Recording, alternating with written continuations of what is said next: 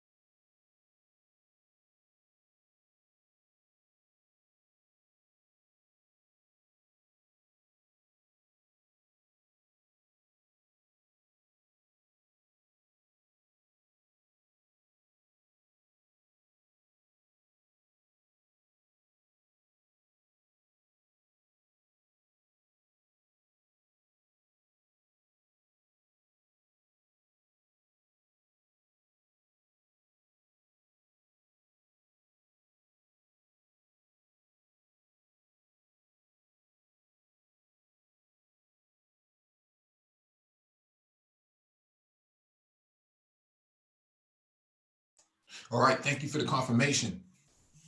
Welcome back to the Black Brain Trust. This is episode 399, Black Tech Talk. Please hit the like button as you come in. Share the video if possible. Hit that notification bell so you get all the updates from the Black Brain Trust, including those posted on the community tab.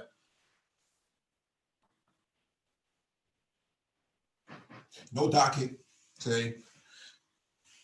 I wanted to make sure we had a conversation in the morning before I head out for my day.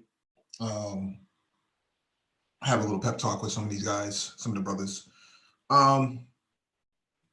So we've been having these discussions about getting into IT, what you need to have, what you need to do, and so on and so forth, and what the industry is like. And so I think we want to make sure we set the expectations to be more realistic rather than fanciful. And what I see happening here is that there's a lot of Black people, more importantly, Black males, who have some unrealistic expectations about information technology, the industry as a whole. No one jumps out of the gate making $100,000 on Monday if you started today, right? If you got an A+ certification on Friday, by Monday morning you're going to be making $100,000. That's not going to happen. That's not exactly true. Also, if you want to join in on the panel, definitely there'll be a link in the chat. Make sure I drop that in there.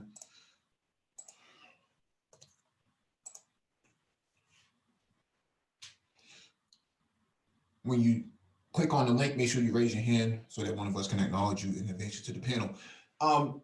So these unrealistic expectations about IT and what IT is really about. So IT is a core function of any business operation. And there's a myriad of areas where you can get into IT on the entry level. Most people start off in help desk, but I want to go back further or prior to the help desk. One of the things that you can do to get into IT is small contract work. And small contract work means 1 week, 1 day, maybe even a month at best, doing what we call racking and stacking. In a data center, a lot of data centers throughout the at least 3/4 out the year, they move equipment around. So they're loading up new equipment, decommissioning old equipment, pulling wire, pulling cable, things of that nature. So that's one area that you can get into. And I'll show you on Craigslist some of these opportunities might be. I'll check out the Atlanta area as an example.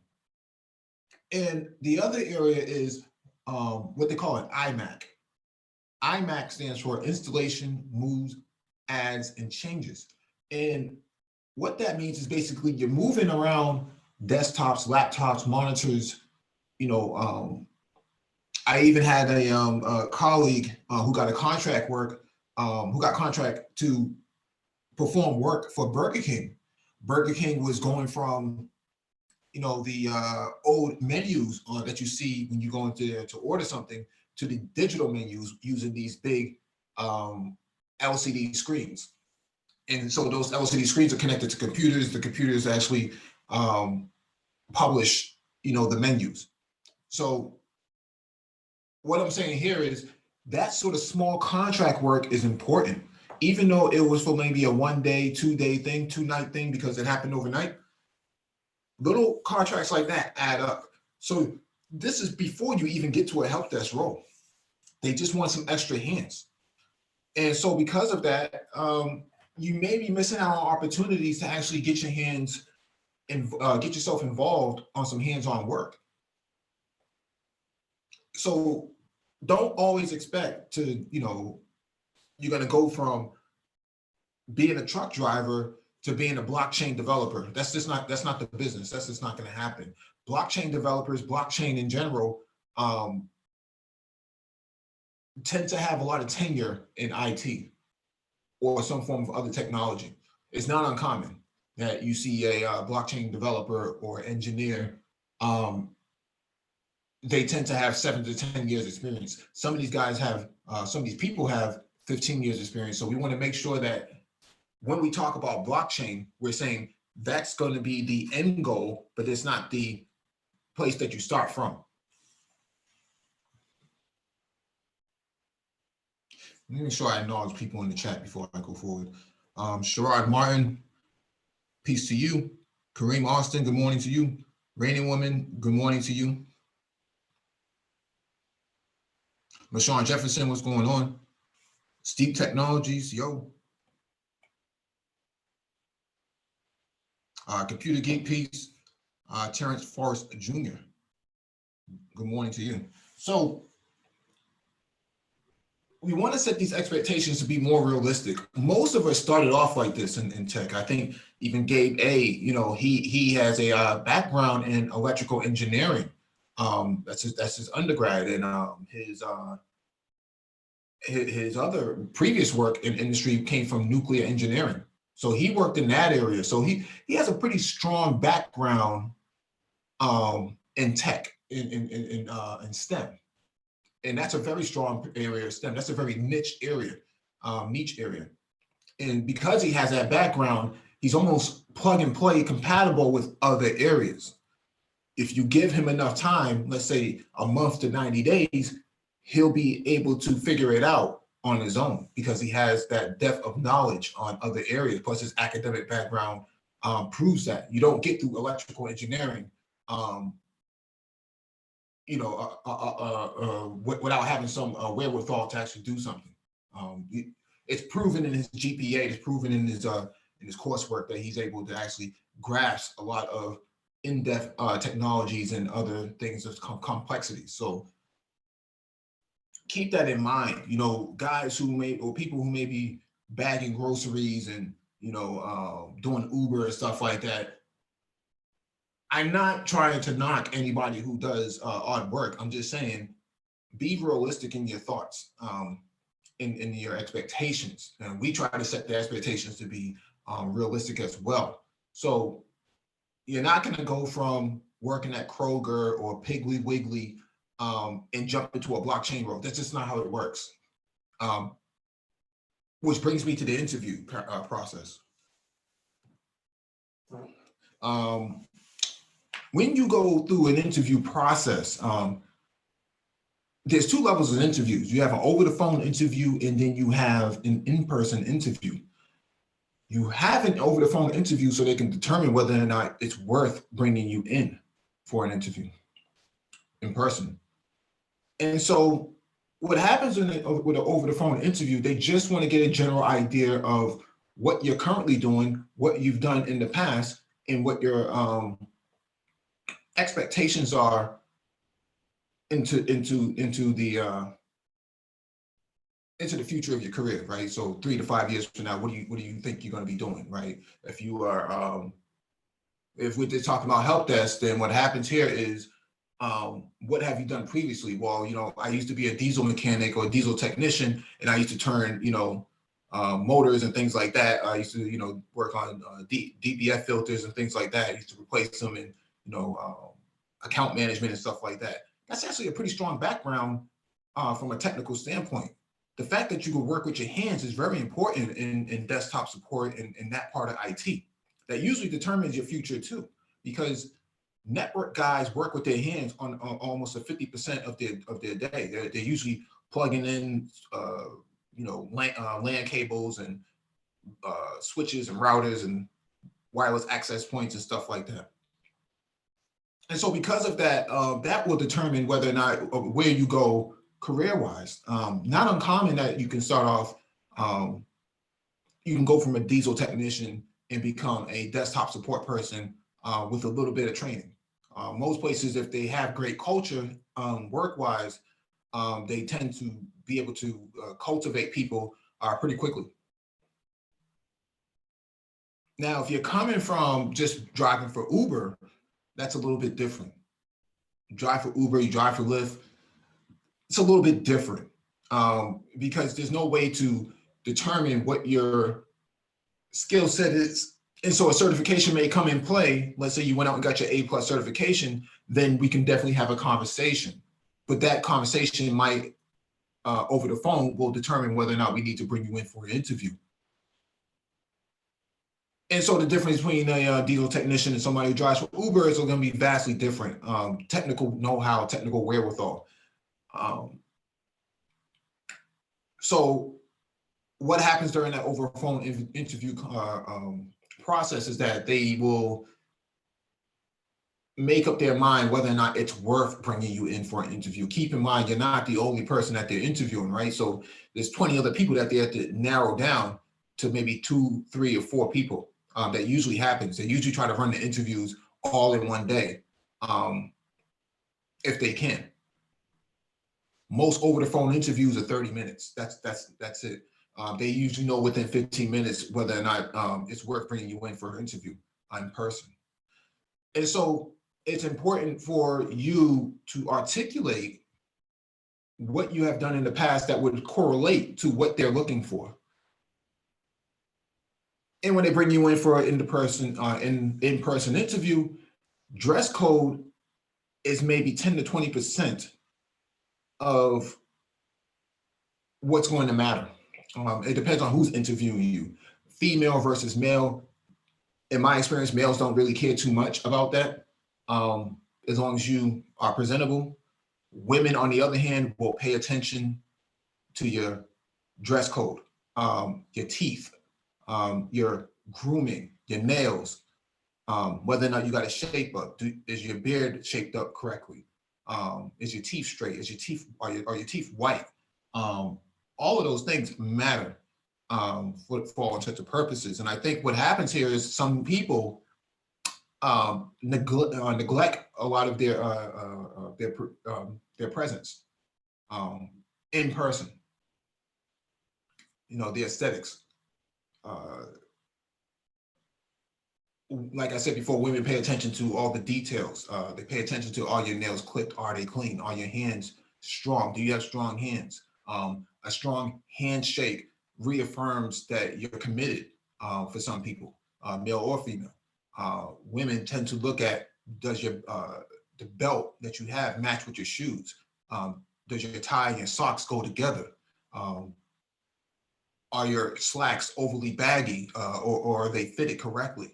The button-down shirt that you have, is it the correct button-down shirt? Your blazer, does it match your slacks? All of that matters for some women. They're very detail-oriented, so they pay attention to these things. Are you making eye contact? And are you able to articulate some of the experiences that you've had in the past or why you're even here?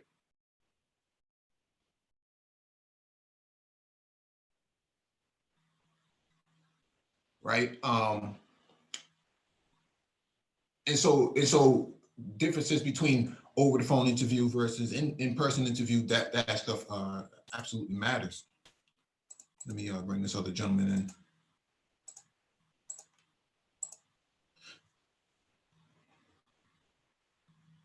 Yeah, are your nails clean? They pay attention to that. If she's attracted to you, that's a bonus. That can determine whether or not she will give you the green light, give the green light to the hiring manager on whether or not we should bring this guy in. If she want, women are human, man. They have their own sexual attractions as well, and so if you're the type of guy, if you're the type of person, whether or not she finds attractive, she's willing to date, then she'll actually bring you in. It's up to you to score that touchdown after that. You have the balls in your court at that point. So you have to ask yourself, and the question always comes around, what do you bring to to this company? I think it's a very stupid question personally. The company needs you. You don't need the company. But when you are asked this question, then you need to really give us a short, detailed description, a one-line description. What I bring to this organization is the ability to multitask and manage situations under pressure, as well as be diverse in many of the skill sets and in areas, depending on what kind of organization it is. Is it healthcare? Is it a tech startup or something like that? So you'll get the gist when you see what it is that they're asking for. Depending on the organization, different cultures, will affect, finance and healthcare can be vastly different. Whether or not they dress up or they dress down, most tech startups and things of that nature, they tend to have a very different, vast culture. They constantly dress down, so they're always on the cool level, laid back. So all that stuff matters. So I'm making this point so that people who want to get into IT have a very good understanding of what they're trying to get themselves into. It's not uncommon that you may get rejected. You apply to 20 jobs, you may get 19 rejections. All of it is not always race-based. Although race does play a role in some areas, it's not always race-based. You may just not have the skill set that they're looking for right now. Maybe your skill set isn't as great as what they were looking for.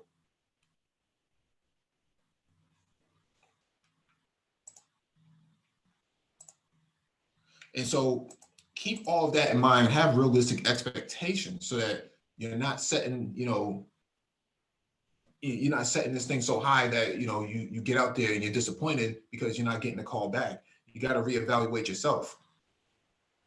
Got to look at, did I get the A+? If I did get the A+, what else can I do? Am I attending these meetups? Am I doing, am I going to these, am I socially networking? Is my LinkedIn set up correctly? Is my resume set up correctly? Things of that nature. You got to reevaluate yourself. But that's where mentors come in. That's where IT coaches come in. And that's where we come in. And we come in and talk to you and say, hey, well,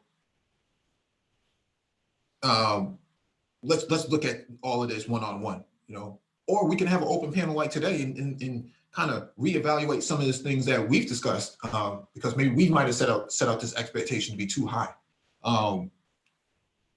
for some people who are trying to get in. We got AV on the panel, man. What would it do? Hey, what's good, Mike? Hello to the chat room. Thank you for having me today. Put a little volume on the mic, bro. Okay, hold on.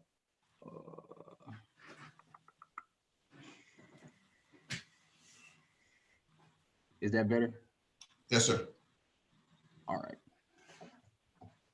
I just want to say thank you for having me again. I just glad to be finally on.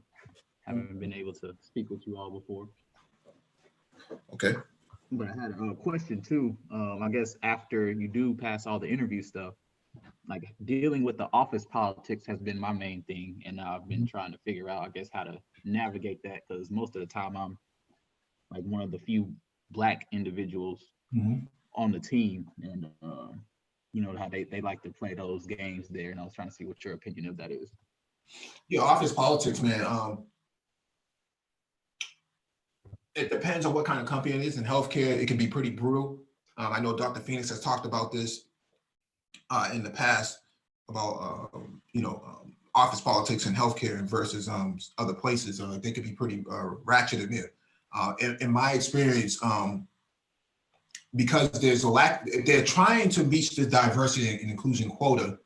They're trying to push this sort of culture, but they don't know how to engage non-white people and more importantly, Black men, because the expectation that they have may be based on media-driven propaganda.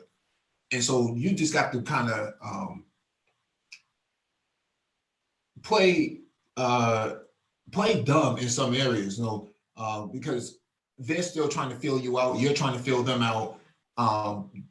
Don't get into backbiting or slashing other people. When someone asks you a question, man, you just kind of keep it cordial. A lot of people are not going to like you. It's just one of those things, especially if you're a very handsome looking Black man. The more handsome you are, the more drama that brings for whatever reason. There's a lot of sexual jealousy in the office when it comes to white males and Black males, especially if you got your body right, your teeth are right, your goatee is popping, your beard is popping, fresh shape up, waves of rolling real well. Your apparel is always neat and done. It matches all the time. That can bring a lot of problems. So you want to kind of leverage your presence and your knowledge in areas where it's going to be beneficial for you. So don't try to, overspeak people. Always interject where there's a pause or a gap, an opportunity to kind of add something to the discussion. If you can't add anything to the discussion, just don't say anything at all. Okay. Right. So, I mean, some people will say fake it till you make it, but not so much as fake it till you make it, but, don't engage with them on, what do you think about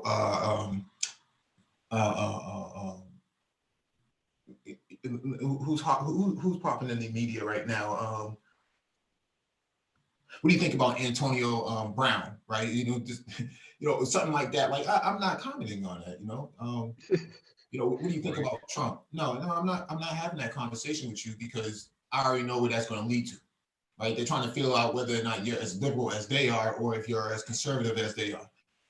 I'm just here to do my job, fam. I'm not really, I'm not really gonna have that conversation. You want to have a conversation about the Celtics or something like that, or the Lakers, you can have that conversation over lunch, man. But anything other than that, man, I'm not really trying to uh, get caught up in some of the where I stand politically. No, I'm not gonna let you do that to me because Black men are a political are a byproduct of the politics anyways, right? So the only reason I couldn't get in here before because there was so much discrimination, but now I can get in here because y'all have diversity and inclusion. So I win. I'm losing even when I win. Right. Okay. Mm-hmm. Mm-hmm. Yeah, I try to say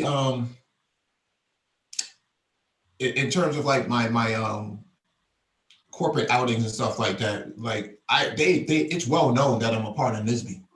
They see when I'm dressed to go to an event or something like that. That to them that's like a wow. Oh, he's really about that life, right?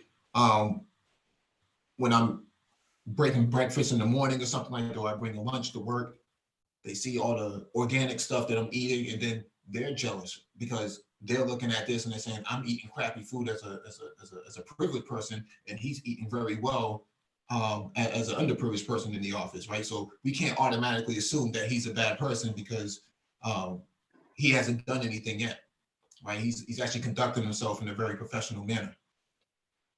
And that's the thing I was trying to, I guess, work on because, like you said, you dang if you do, you dang if you don't. I Mm-hmm. have been listening to Kevin Samuels, and I did improve upon my wardrobe and all that. Mm-hmm. And I will often get comments like after that consultation I had with him Mm-hmm. that like, oh, Vincent dressed up. I don't never wear a tie. And like little slick comments you can make. They make here and there. Oh yeah.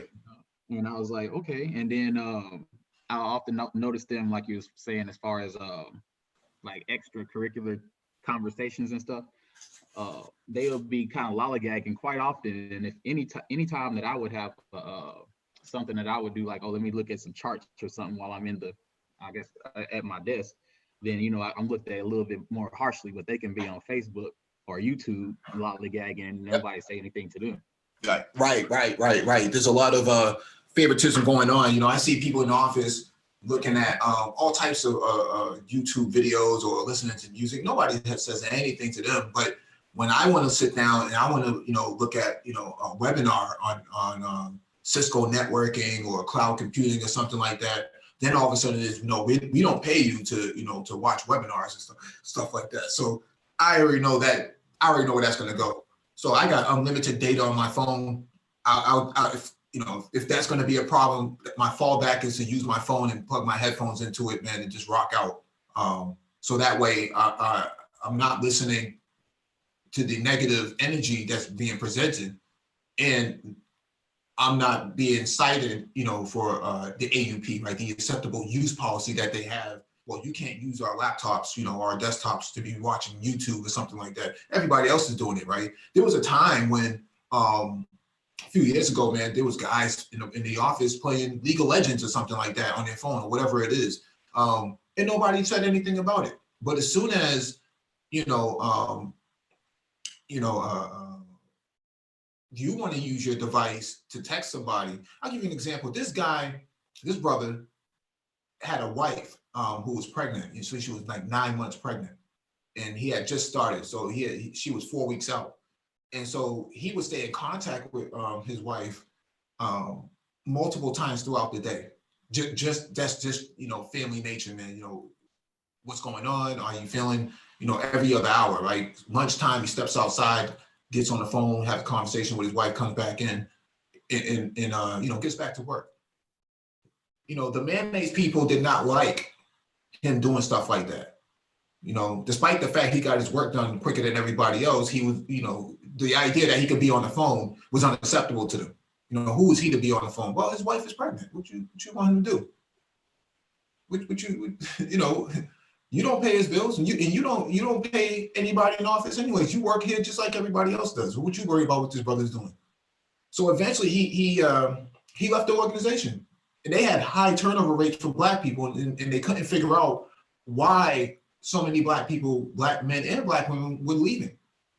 Because the negative energy inside the building, inside the facility, was too much for an average Black person to, you know, to absorb day in, day out. And so we would form these kind of pacts where, you know, we'd go outside, have a conversation. I saw what they did to this one African brother, man. They yelled at him and blamed him for, like, you know, the help desk queue backing up when it really had nothing to do with him.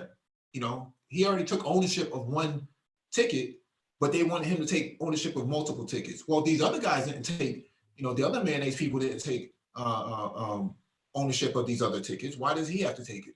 You know, so, you know, there's little nuances like that create this sort of hostility in the office. And usually you got to find a buddy, you know, you got to find a partner and actually build a solidarity network so that in case something does happen, you can go outside and actually have a conversation and vent. Because venting is very important. If you can't find anybody to vent, then what happens here is you may end up having some microaggressions that reciprocate between each other, and then that's going to escalate, and then you may end up losing your job. Because you had spoke about that, like getting your work done fast, and it like still not being enough. They always find it seems like they was always finding some type of reason, like since you, I guess, the quote unquote Black guy is never satisfactory enough. Even like for my situation, like my boss, he would not necessarily do a good job in like the requirements gathering part. So they already got these deadlines on what they're needing, and so they're going back and forth on with me because I'll make the report and then I'll give it back to the boss, and then they're like, "Oh, that's not what we need," and then we're going back and forth like that. I'm getting the turnover as far as the report back to the boss real quick. And so they looking at me like, of course, I'm not doing my job. I was like, man, that's not fair. Yeah. Over scrutiny of Black men in the office, right? Just, you know, what is he doing right now? What is he listening to? he's been at lunch for 45 minutes. You know, he doesn't even realize that lunch is only 30 minutes. You know, those type of those sort of microaggressions and micro observations. Kind of micromanaging people that are not even a part of your team. You know, I wear a tie almost 4 days out of the 5 days in a week. And in the time that I do dress down, they make that apparent that I dress down. But when I do dress up, they say, "Oh, well, it's not necessary for you to dress up." You know where that comes from is that you're outshining us, and we don't like that, nigga. Get back in place, nigga. That's why I was telling you in the email that I really don't really care for corporate. I'm trying to do the entrepreneurial thing and just use corporate as, like, I guess a good foundation to stack up in the meantime. But yeah, long term, I don't really want to deal with all these politics and stuff. It's not fun. Mm-hmm. Yeah, definitely, man. I usually realign and re-steer the conversation to something else, right? Like when I did the Spartan, man, and I had the pictures up, man. The people were actually impressed by this, oh, do you train people? Et cetera, et cetera. Yeah, I train people. Yeah. How'd you do? Yeah, I came in at such place. I finished at such time. Oh, because they haven't done it. So when you're outperforming them inside the office and outside the office and things of that nature, then that becomes a problem. But see, some people would rather work remote, like how you're saying. And so you can avoid politics to a certain extent. But even when you work remote, there's a lot of backbiting that goes on. So some places I've seen that they want you to turn your camera on, just to expose you, right? Just to kind of shine a light on you as to how do you look today and so on and so forth. It's really interesting to see how far they're willing to go with this, these little microaggressions that they have. And so I just don't give them that energy. I'm just not going to give you that energy because I've seen brothers get their cars, someone put a banana peel up their tailpipe on their Honda one night, man. Wow. Yeah, he tried to start his car, couldn't start, man, and until it blew the banana peel out. So, do you have any situations where I guess you felt you were more qualified for, of course, either increase in salary or promotion, and then they hired the person that they hired after you? They, of course, promoted that person or gave it to that person instead, even though they're not as qualified. Yeah, that always happens. That happens at organizations that have bad culture. And places like Dell or HP, they have very structured pay systems and whatnot. So, and so there's a ladder that needs to be climbed for everyone now. So now you can't get away with that because they tried to do they're trying to prevent women from being exploited, but in reality, it actually benefits you too because let's say if you have a master's degree and this other mayonnaise guy doesn't have it, then what happens here is you get preference over the next role than the other person because your education level is much higher. Mm-hmm. And so they can't actually get away with discrimination in that regard. And many people who have been discriminated against, the last thing an organization wants to go through is being sued for discrimination. And so they try to mitigate a lot of that stuff from the get-go. I see Computer Geek says IT sounds like Jim Crow. It's not IT that sounds like Jim Crow. That's business operations of America. It doesn't matter where you go in America. You're going to have this sort of pushback in the workplace. So it's just the nature of doing business there. SOBC says, how do you know they are thinking that, Mike? Thinking what? I'm not sure what you're referring to.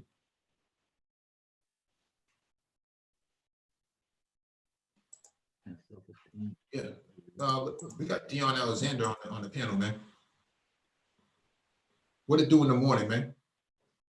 Hey, what's good with you, man? You hear me good? I can hear you, bro. Or PC. But no, I'm chilling, man. I'm just tapping in with y'all this morning. But I can see people talking about, oh, it sounds crazy, IT, this and that. But like you said, it's like this in every workforce. People are gonna try to come at you, and sometimes it be even past race stuff. It just they be seeing the greatness in you, so they just want to feel whatever type of way. But Mhm. I just wanted to ask you, like, because your man that I was just talking to along with you was talking about working remote and stuff like that. Yeah. How does one step into that role coming into IT, working remote or doing some type of consulting thing where you're not staying in one place for a long time? So working remote usually happens when the responsibilities are not necessarily needing a whole lot of managerial oversight. So you're pretty much responsible within your own realm. And so because of that, remote work becomes possible. But some places want you to have your camera on, some places don't care if the camera's on or not. But it depends on where you are. So let's say in the middle of like Nebraska or something like that, they may not have a strong IT community, so they have to go out abroad and get a person to actually work remote for them, because somebody may not want to move there, and they may not necessarily need someone to move there. Like in the other role that I was working, it wasn't so much that they couldn't find talent. It was the office space was only fit for 40 people, and they had 150 people, and so those who lived there got preferential treatment, and those who did not, there was no reason to have you in the office. You could actually do all your work remotely. Okay. And even with that, it still takes a level of discipline when you're doing the work and know-how without the whole somebody over your shoulder telling you what you need to be doing. Yeah, it gets lonely because you're not actually interacting with other human beings physically, right? So, but then you're not dealing with this whole aspect of what we're talking about right now, the whole, or at least the whole physical and seeing it every day, the whole banana peel in your car, muffler, and all that type of stuff. Going out for lunch, people worry about what you eat and what you're doing. Yeah, yeah. I mean, you're not dealing with it directly, but there's still a lot of backbiting going on. Yeah, yeah. I mean, and it's not like I'm exempt from it at all, because obviously I'm black. But it's like, how much? At least I'm just thinking objectively. How much can you let that affect you as an actual adult? People gonna do what they're doing no matter what. You know what I mean? Not saying to be passive about it, but to be like, as long as you're doing what you're doing and you're working to get yourself out that situation, there's only so much that you could be worried about. You know what I mean? Yeah, yeah. Those are places with bad culture. Places that have good positive culture, man, they don't really have those issues. Like you're hearing this stuff about Google right now, mostly because the news is shining a light on it. But if those were black people, they wouldn't even, care. They wouldn't even care if the black people had a complaint, about the organization. We covered a couple of articles about Facebook and Google, and they both have the same issues with liberal racism, right? To sort of you have rainbow flags over the place, but you still have all these microaggressions in the same place. It's really weird. They don't support Trump, but they support Bernie, but at the same time, they still don't really trust black people all that much, or these black men for that matter. Mm-hmm. Yeah. Yeah. So turnover rate for black people tends to be much significantly higher than that of whites in the same workplace. And so because of that, it looks bad on the organization, because you go to something like Glassdoor reviews, and on Glassdoor reviews, you'll see a lot of commentary about people's experiences at certain organizations, whether it's sexual sexism or just racism. You'll see it posted on there. And I know a lot of companies try to push back and say, oh, well, some of these reviews are fake. And who wastes a lot of time doing something like that, right? We see what's happening at Google right now, where they're just, they're firing engineers and whatnot, right? Suspending engineers. So there's a lot of conflict in some of these places that we don't even know about.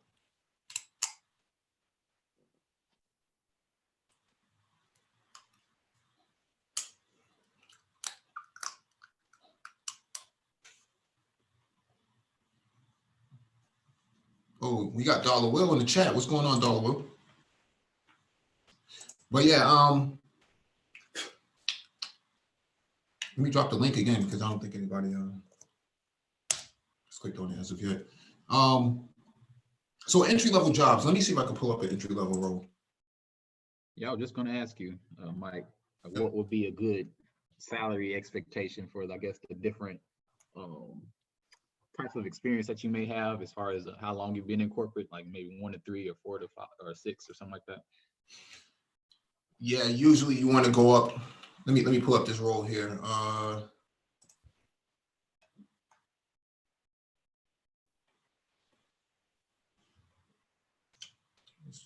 do I let me see, how do I get this out? Yeah, and as you're pulling that up too, I was gonna ask that with the entry level roles, excuse me, I heard you talking about the CompTIA A+ certification. And I was wondering that with all the ways these things are going to the cloud and all these things like that, you think that is going to still be the industry standard for entry level to get you looks? Yeah, That stuff was like more legacy, not legacy, but more hardware material. no, it's always going to be there because humans need to talk to other humans. You can only talk to robots for so long. So that level of interaction is going to be there. All right. Okay. Let me share my screen. Let me answer Terrence Forrest Jr.'s question. It says, I work in insurance and I'm registered for a blockchain cert and plan on learning a programming language. When should I look to apply for a position in IT? That's a good question. Let me share my screen real quick.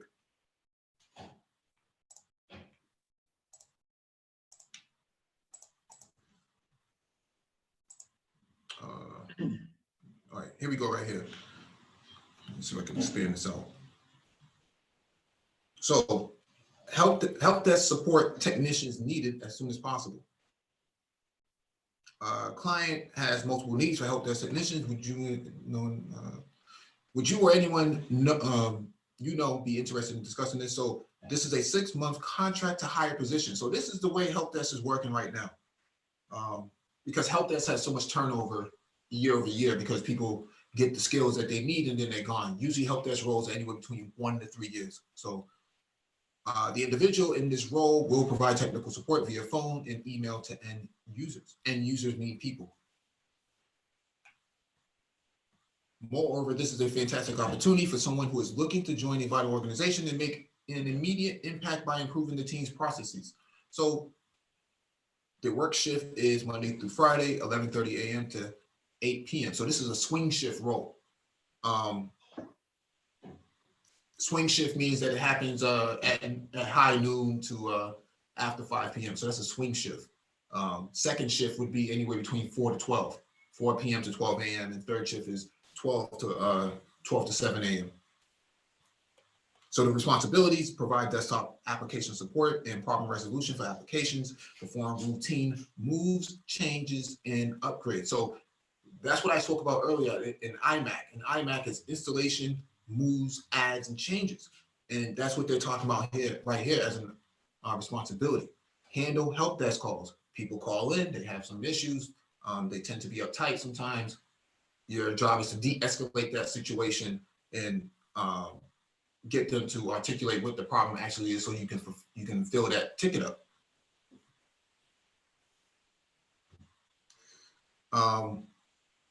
Run application and endpoint troubleshooting. That's part of the course. Contribute to networking and service support. So this is actually an interesting responsibility because now they're getting you into that higher level network admin, server admin role. So now if you stick around long enough, you're going to be able to touch on certain technologies that you may have not touched in other areas. So the qualifications are strong customer service skills. You should already have that. Excellent written and verbal and interpersonnel communication skills. Should already have that. We talked about that earlier in the interview process. Technical knowledge. How much do you actually know about the technology that you're supporting? From A+ to Network Plus, one of the two, you should actually have the ability to demonstrate this in layman's terms to a person who's calling into the help desk as to what their problem is and how to solve it or how to resolve it. A+ certification, there you go. They're talking about A+ certification. experience with Outlook and Windows 7.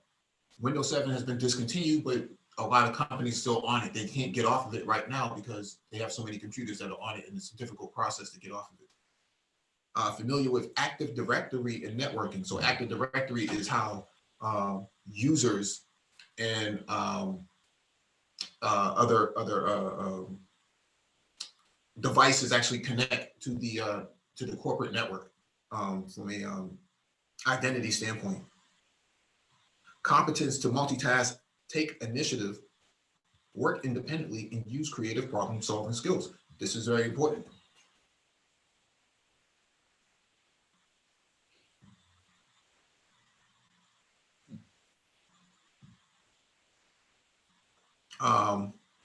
Enthusiastic, dynamic, organized, analytical, and cooperative. Analytical means you're thinking on your feet. You have the ability to actually solve issues under pressure. Capability to create and maintain a team spirit and harmonious working relationships. You're the black guy who's going to come in, or the black person that's going to come in and actually bring culture to the group. So they do look to black people to bring some form of cultural element to the group.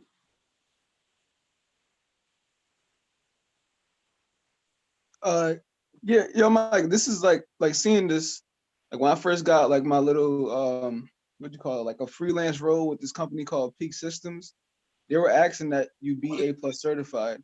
But I've been trying to get into the field. I was trying to get to the field for so long that I just lied and said I was, but I was studying for it, which I still haven't taken it yet. And when they were asking me the questions, I was able to answer them based off the knowledge and my retention of the information. And when you talk about all these soft skills, being able to communicate and pretty much be a translator between customer and translate that onto the ticket so that IT people can help them. Mhm. I feel like you said, that's something you gain doing other jobs. Mhm. And the whole critical thinking and analyzing and thinking on your feet and being able to just take initiative yourself and get the job done. Like, I feel like this is all stuff that you should have working and things like that. And so what I was gonna ask was like, trying to think how to word it, but what's what's the line between just like, is the cert just telling them, like, because if you can already do it, is the cert just telling them that, yeah, this piece of paper is saying I could do this, or that I'm able to retain this amount of knowledge? Because when I was working with the Peak Systems, they would literally give you a book of, if this happened, do this. So no step outside any of these like procedures. And if it's anything outside of these procedures, we just take it to the call center or whatever, or take it to like the higher up people to do something about it. Yeah, it's a playbook. And Yeah. the playbook is designed to, in worst case scenario, this is what you do. But the A+, to answer your question, the A+ is meant to be a measuring stick on your depth of knowledge of IT support, as well as how technical are you. So depending on what your score was, especially some people will ask, well, what was your score? Did you get a 750 out of 1,000, or did you, if you get a 900 out of 1,000, you're pretty good. You're pretty good. I know guys who have gotten 950, 975 or something like that out of 1,000. So,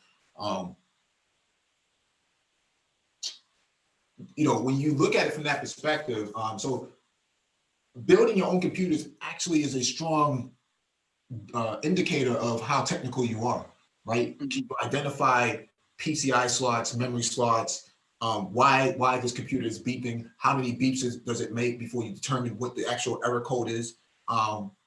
How would you actually boot this computer if it didn't have a CD-ROM?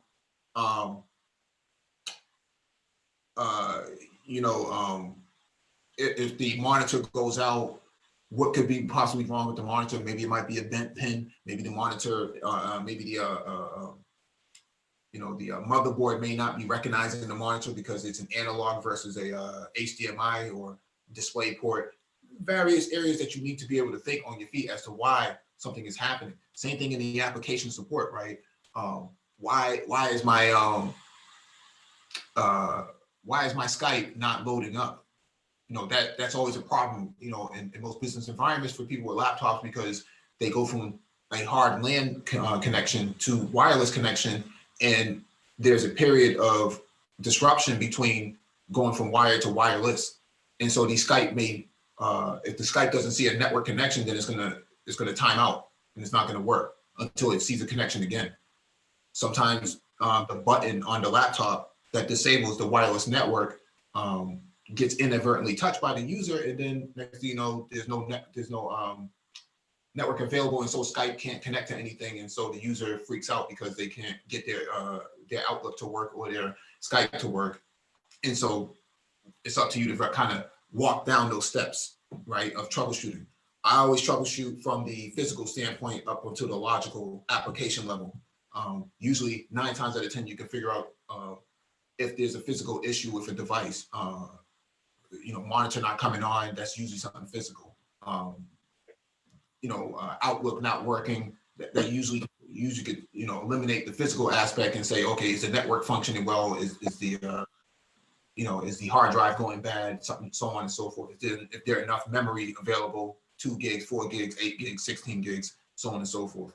So you kind of run down the gamut of those areas from the hardware standpoint, and then move your way up to the logical application layer. Yeah, and I seen that like a lot too. Like while we were doing deployments for UBS from the Windows 7 to the Windows 10.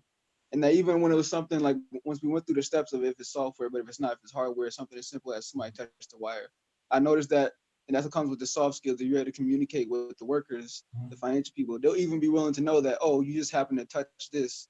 So if you were to just watch out for that, this is the reason why I went this way.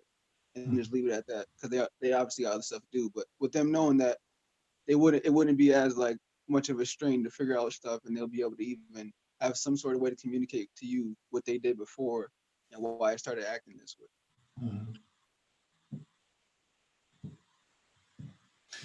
Bloodsport asked a question: what are the entry-level jobs starting in cloud computing, also the paid starting salary? No such thing as entry-level cloud computing. Cloud computing is intermediary and senior level. So you have to have some form of tenure to work in cloud, or an extensive background in education. Let's say if you had a background in computer engineering or electrical engineering, it's usually an indicator that you'll probably be working in the cloud at that area. Really no such thing as an entry-level cloud job. Help desk is usually the first important step for anybody to get into that level of technology. So looking at this job description, they don't even ask for how many years experience you have. It's, can you do the work? So get the A plus, get the network plus after that. Usually that's the sort of trajectory that you do when it comes to certifications with CompTIA, is that you go for A plus first. Getting your A plus first and then going into a network plus. Network plus is usually one step up from A plus because there's networking involved rather than focusing on desktop. So in this regard, it's 6 months contract to hire. So if you do well within that 6-month time frame, there's a high probability that they will hire you. It doesn't say what the salary is, but typically with in this regard, expect to be making anywhere between 30 to 35,000 a year. It doesn't say like where in Boston that is, does it? No, they never tell you. They never tell you because they have to keep the client confidential. I was gonna say, because I'm in Western Mass. I'm like, is that worth it? Nah, that wouldn't be worth it. That wouldn't be worth it unless you're gonna work remote. And what it seems like me is that this is not a remote role because they kind of describe they kind of describe it right here, right? Harmonious working relationships and maintain a team spirit, right? So they're expecting you to be around other people.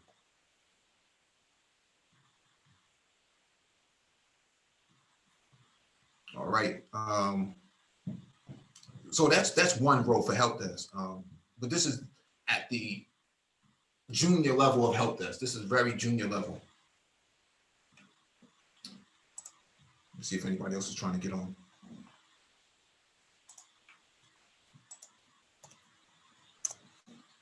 Let me go to the chat.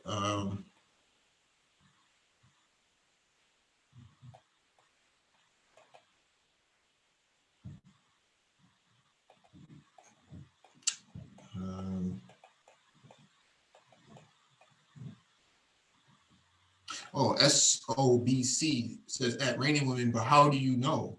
The reason I ask is because I have noticed most Black people make assumptions about plenty of things. To me, it shows someone who has self-esteem issues.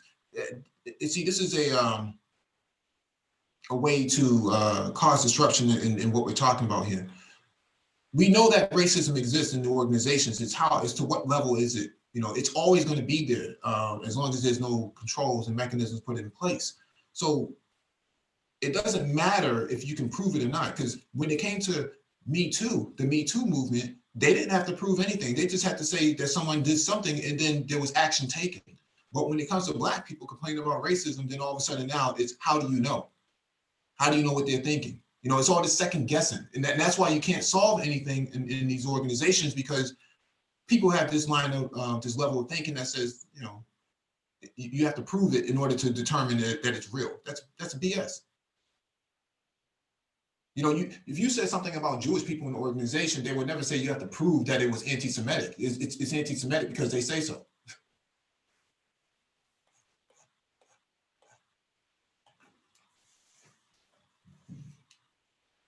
Let me see if I can find another role for you guys, because I think it's important that we look at multiple roles, not just one.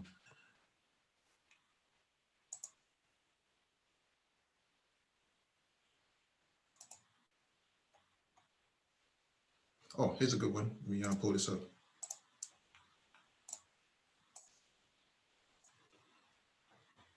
All right. All right, this one says desktop support technicians needed as soon as possible.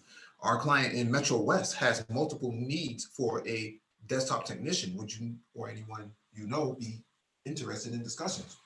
The position stands on a contract basis. However, it has the potential to extend. The individual in this role will provide technical support to the employees about various devices. Moreover, this is a fantastic opportunity for someone who is looking to join a vital organization and making an immediate impact by improving the team's processes. Responsibilities: update the thousands of client devices from Windows 7 to Windows 10. So this is a migration project. Provide desktop application support and problem resolution for applications. Perform routine moves, changes, and upgrades. So more iMac stuff. Handle help desk calls. Run application and endpoint troubleshooting. Contribute to networking and server support. At least 1 year of experience of desktop support. Experience with Windows 10. Practice using a ticketing system. So ticketing system, Remedy, ServiceNow is usually very popular, or Jira, Jira. Previous experience migrating Windows 7 to Windows 10. The reason why they're asking for a previous experience in this is because it's a very delicate role. You take a user's laptop and you try to migrate them to Windows 10 from Windows 7, and you lose their data, you are screwed. All it takes is one bad transition or one bad migration, and you're screwed.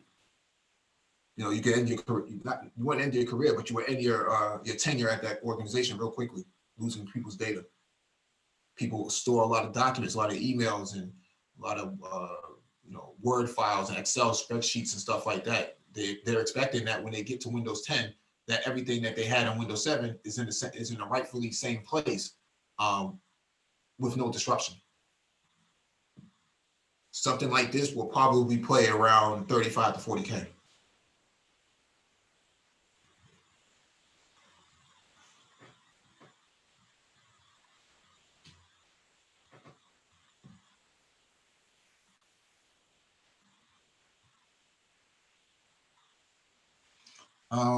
Do you all have anything on the panel you want to add? AV, Dion? I did have another yeah, question. I'm just. Go ahead. Oh, my bad, bro. Go ahead. I was going to ask, not necessarily 100% related to these desktop support questions, but as far as like interview questions, I saw that was the title, or just interviews in general.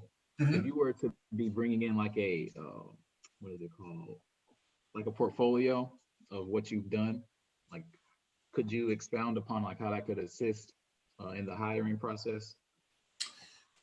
That would be beneficial if you had no other previous experience. Usually interviews for desktop people are usually 30 minutes. So you're limited on time. Usually the interviewer is going to use 15 minutes explaining to you about the organization, what the role is about, what they're looking for. So that's 15 minutes that they're going to eat up. And then the ball is in your court for the last 15 minutes. And you only have so much time to really present a portfolio to them, especially for desktop support. In this role right here, you wouldn't be presented, you wouldn't be able to present a portfolio. It's either you can do the work or you can't. So that's what they're looking for. So this is expecting that you had some kind of help desk support in the past, whether it's 6 months or 3 months or something like that. That it says at least 1 year experience of desktop support. So that's what they're looking for. I don't know if presenting a portfolio is really going to matter in this sort of role, but maybe in another role that might help. I was speaking more in reference to like data analyst or reporting roles, not necessarily just. Oh yeah. In that case, then yeah, that would be beneficial. Any sort of firepower, but the certification. So if you had a certification, your certification might trump that portfolio. But if you don't have a whole lot of experience, then the certification plus that portfolio is going to be a game changer. So I would keep the certification, not the certification, keep the portfolio limited to maybe one use case, right? The ability to articulate that use case as to what you did in the past. Okay, I follow.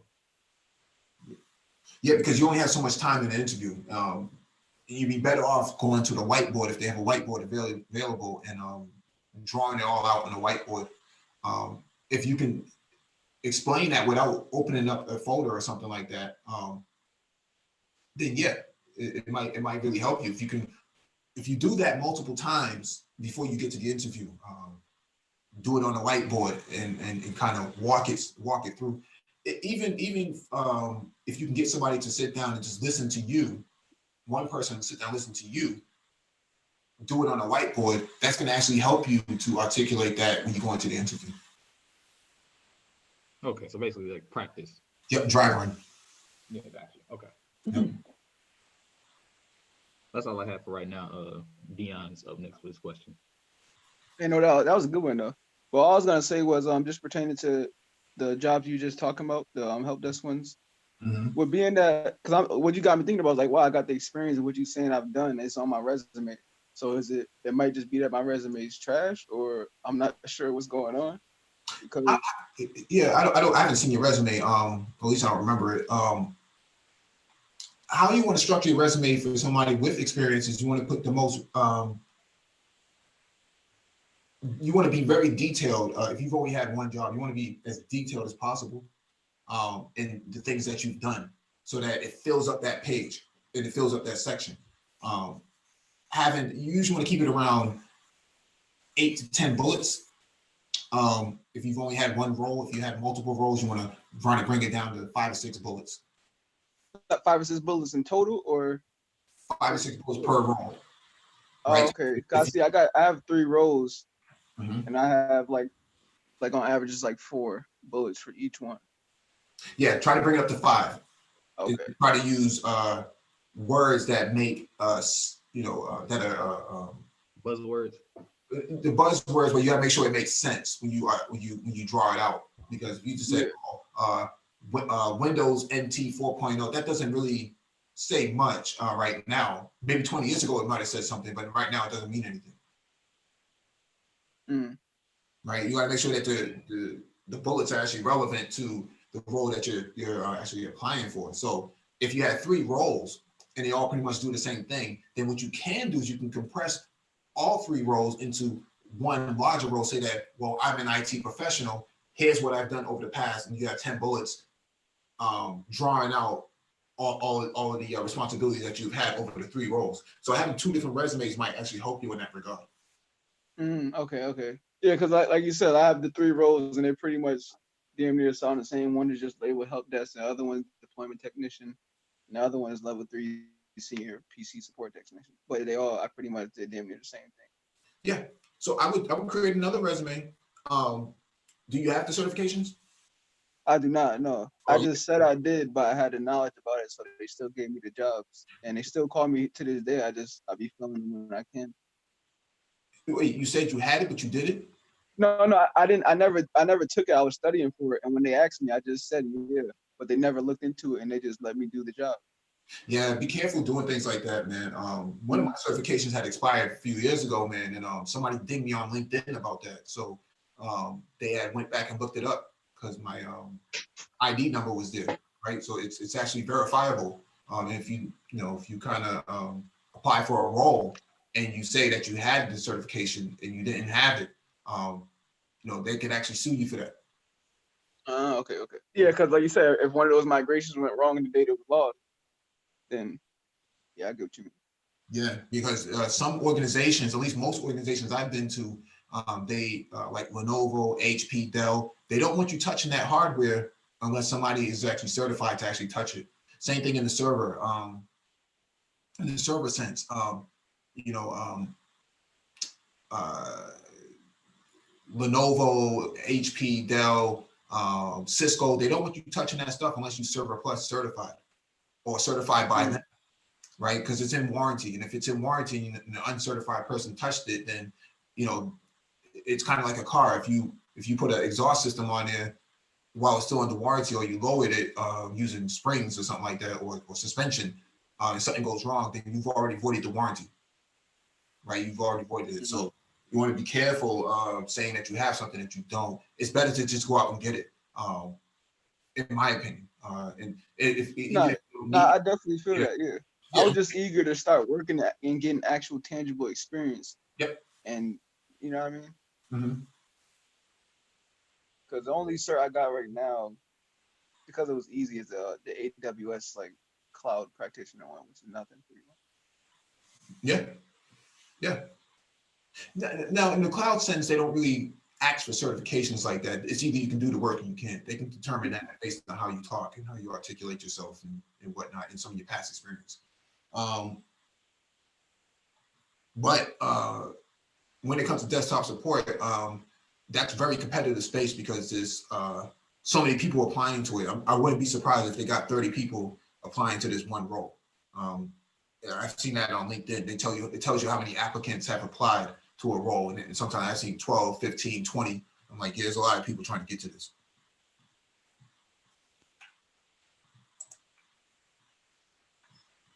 All right, let me find one more role.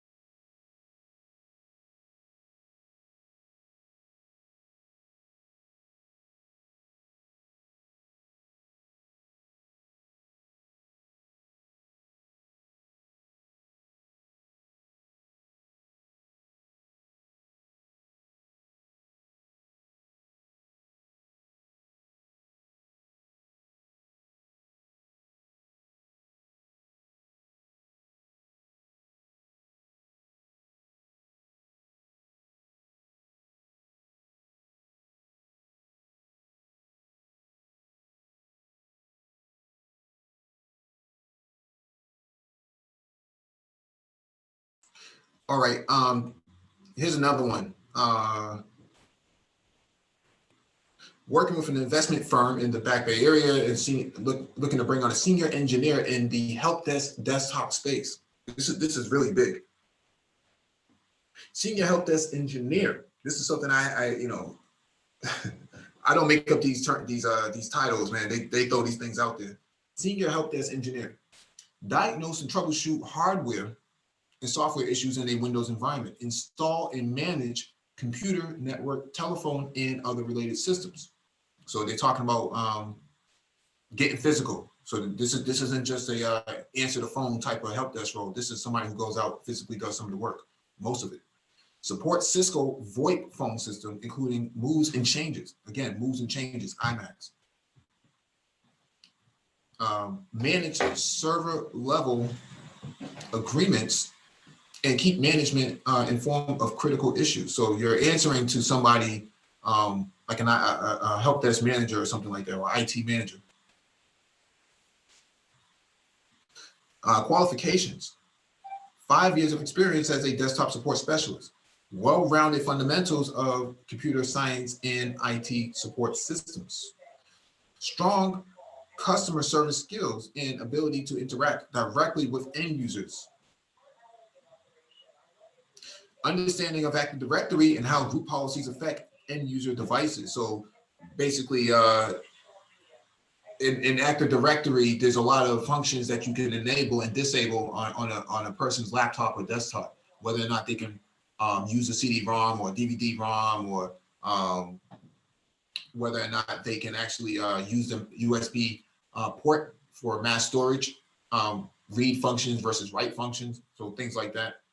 Experience building and imaging workstations with automated deployment tools. So what they're talking about here is there's a variety of tools out there that actually allows for deployments like this in mass scale. So experience building and building and imaging workstations. So basically, some computers may come, or some laptops may come with only 4 gigs of memory, and they may, the organization may buy an additional 8 gigs of memory from somewhere else and load it up in there. And so what happens here is you may be tasked with putting up 12 to 16 gigs into a machine before you even launch the image. And so that's what they're talking about. Deploying and managing software using automated deployment tools. So again, same thing like the previous bullet. Some companies use SUS. Some companies use other Microsoft tools or other third-party tools like not PC Anywhere. What's the other tool that they talk about? Big Fix. I know that IBM. I think IBM bought that and created a tool out of that. Ability to understand and troubleshoot basic network issues. So wireless communications, 4G hotspots, 5G hotspots, users who work remote, sometimes their systems may have a problem getting online. You got to be able to actually resolve that as well. Whether they have Comcast or Verizon or RCN or AT&T or something like that, you got to be able to resolve that for them, because if they're trying to connect back to the office and they can't, they may think that there's something wrong with the laptop, and it's really not the laptop. It could be just their home network is pretty janky. So you got to be able to do that. Nice to have scripting in PowerShell. So scripting in PowerShell, that's very basic of code writing. If you can actually script in PowerShell, that's a very powerful skill set to have, because they're trying to automate something. That's what they're trying to do. Experience with Avanti Endpoint Manager. Avanti is a asset management tool. I haven't used it in quite some time, but that's what that is. Experience supporting desktops in both physical and virtual environments. So what they're talking about is Citrix, VMware, sort of virtual environments. The physical, that's obvious. You got to support desktops. Experience providing basic Linux support. So now they're talking about supporting things at the server layer. So Linux support means that either somebody in the office has a Linux desktop for production or for development purposes, or they have some production servers that run Linux, and you need to be able to traverse the Linux directory or the Linux stack to actually get in there and actually perform some functionality in there. Experience supporting developer tools such as Visual Studio and Python. So this is a very high level IT role from a help desk perspective. This is somebody who has at least 3 to 5 years experience. I know guys like this who are making 100K easy.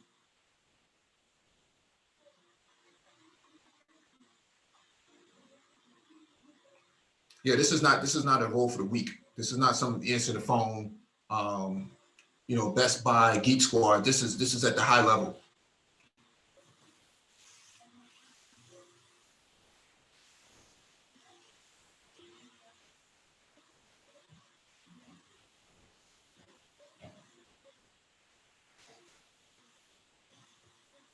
Mr. Napalm 313 says, I have pains in my hands every time I type for a while from answering so many ticket requests. That's called carpal tunnel syndrome. So CPT, your hands, your muscles are spasming from incorrect posture. So you want to get yourself an ergonomic keyboard, one that contours to your proper placement of hands for typing. Let me see if I can pull up the one I use at work. And do anybody, AV or Dion, have any questions about that latest role? Nah, that might be a little out of my league for right now. Okay. I was just gonna ask about the qualifications for being, I guess, a senior, or what's a junior level, or as far as the level of experience. Because I see like some, like you say, it's like 3 to 5. They'll call you maybe a senior level. Maybe 0 to 1 is entry. But Yep, junior. can you expound upon that? Expound upon the junior role versus the senior. Yeah, how much experience is needed to be qualified for either one? Different organizations have different levels of tenure. So, like for example, HP, Dell, or any of these other major tech corporations, their idea of junior is anywhere with less than 1 year experience. Their idea of mid-level is 18 months experience. Senior is usually 36 months or 3 years, right? Or 28 months and 3 years. So you usually move up every 12 months at best, or 9 months at best, or when the role becomes available. So which part are you having difficulty with in terms of that question? Well, I was just trying to see, as far as you were saying, it depends on the company, because as far as when I'm looking for different positions, some of them are saying like beginner, entry level, and then they'll require a whole bunch of experience, and then other ones are saying senior level, but then I fit the qualifications for that, even though I'm not necessarily 5, 6 years deep. Yeah, that's what happens here is with role descriptions is that people in the organization, like HR has to put this stuff out, and then they have to also get input from the IT manager. And so there's a gap in communications as to what exactly is the IT manager looking for versus what HR understands about the role itself. And so HR may throw a whole bunch of buzzwords at it and fill it up for the entry level, but then the IT manager is pretty precise about what they're looking for from a senior person, and therein lies the problem. So sometimes those job descriptions, you got to sometimes take it with a grain of salt. So a junior role that asks for a whole lot, that means they don't really know what they're looking for. And so I would just apply to the role anyways, just to see what happens. 50-50 chance they'll call you back, especially if they like your resume. Okay. So go ahead. I'm sorry. No, I was just gonna say, so in regards to that, there's a lot of confusion as to what a help desk person actually does versus what a desktop person actually does. Typically, a help desk person is behind a desk, right? We call it like a Genius Bar at Apple. Those are usually help desk people. A desktop support person is somebody who actually floats around floors or the environment itself, resolving issues. They're usually never behind a desk answering the phone. That's usually not their role. They're usually a Marine that has boots on the ground. So go ahead, what you gonna say? I was going to say, I guess mine is not necessarily on the topic, so I'll just hold that question for later on. No, it can be anything about IT right now. Oh, okay. Because mine, when I was looking for job positions, these are like analyst 1 roles, and then I got some analyst 2, and maybe some 3s that I may qualify for. Okay. But like I said, I guess I'll go ahead and just start, shooting my resume out. I see Gabe Bay says apply. So I'll follow that. Yeah. Shout out to Gabe A. He has his channel. He should put your link in the chat for the your new channel, Gabe. People can subscribe to that. Yeah, keep applying, man.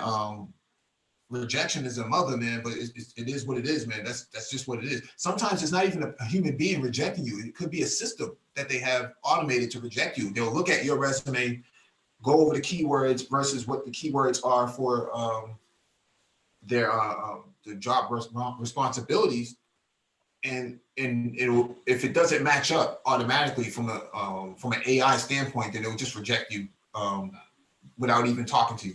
It's stupid, but that's how, that's what organizations are doing to kind of crop out all these applications. Because like I said before, I saw roles on LinkedIn where they've had 20 to 25 applicants, for one role. Well, how do they interview all these people in such a short amount of time? They got to use some kind of like AI system to discriminate. Right. I was looking at some of them on LinkedIn, like you said, that had about more than 100. I was like, I'm not even gonna waste my time with this right here. Yeah. So, Mr. Napalm, this is an ergonomic keyboard. This is works best for your hands to contour so that you don't get CPT. I have one of these.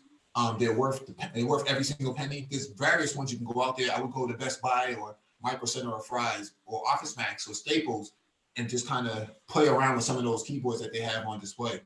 I know some people like to use the cheap keyboards, but I can tell you right now, if you do a lot of typing, you're definitely going to need something that's ergonomic at some point. Cheap keyboards are good for a few minutes, but after you get onto a computer for 4 hours or so, man, that becomes a problem.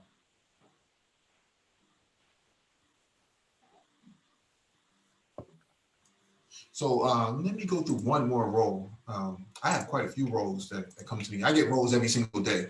Have you touched on the studying self strategy yet? Yeah, I'm going to go over that in about 5 minutes. Okay.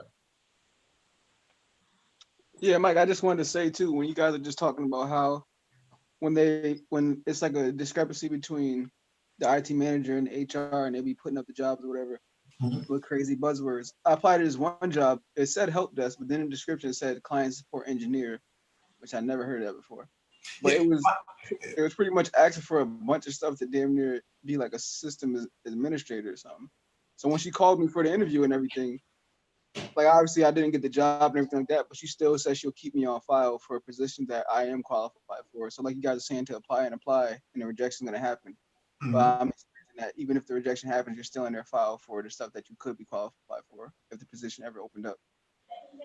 Okay. Yeah. So help desk is a industry term, right? And then client support engineer is what you said the term was? Correct. Yeah. Yeah.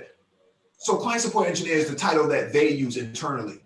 And then a lot of the responsibilities may sound like a sysadmin without actually calling it a sysadmin so that they don't have to pay you sysadmin money.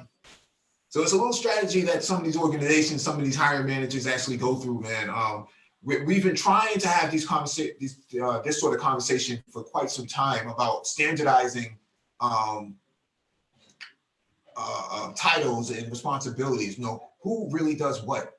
You say client support engineer, but then it's really a sysadmin role.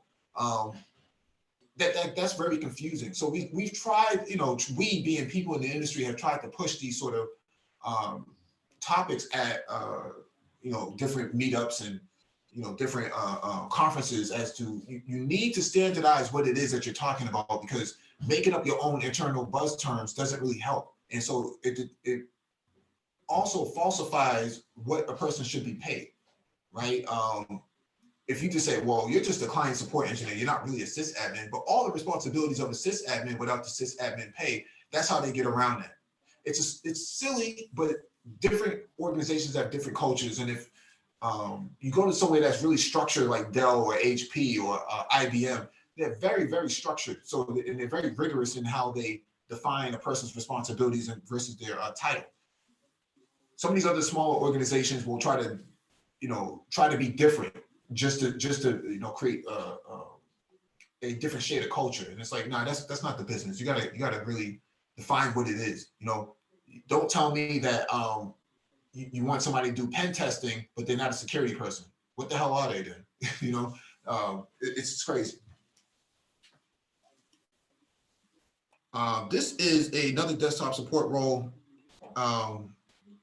I get many roles such as managerial, senior desktop, refresh, migration technician, sysadmin, engineer, network admin, engineer, security, and many other types that could be a fit.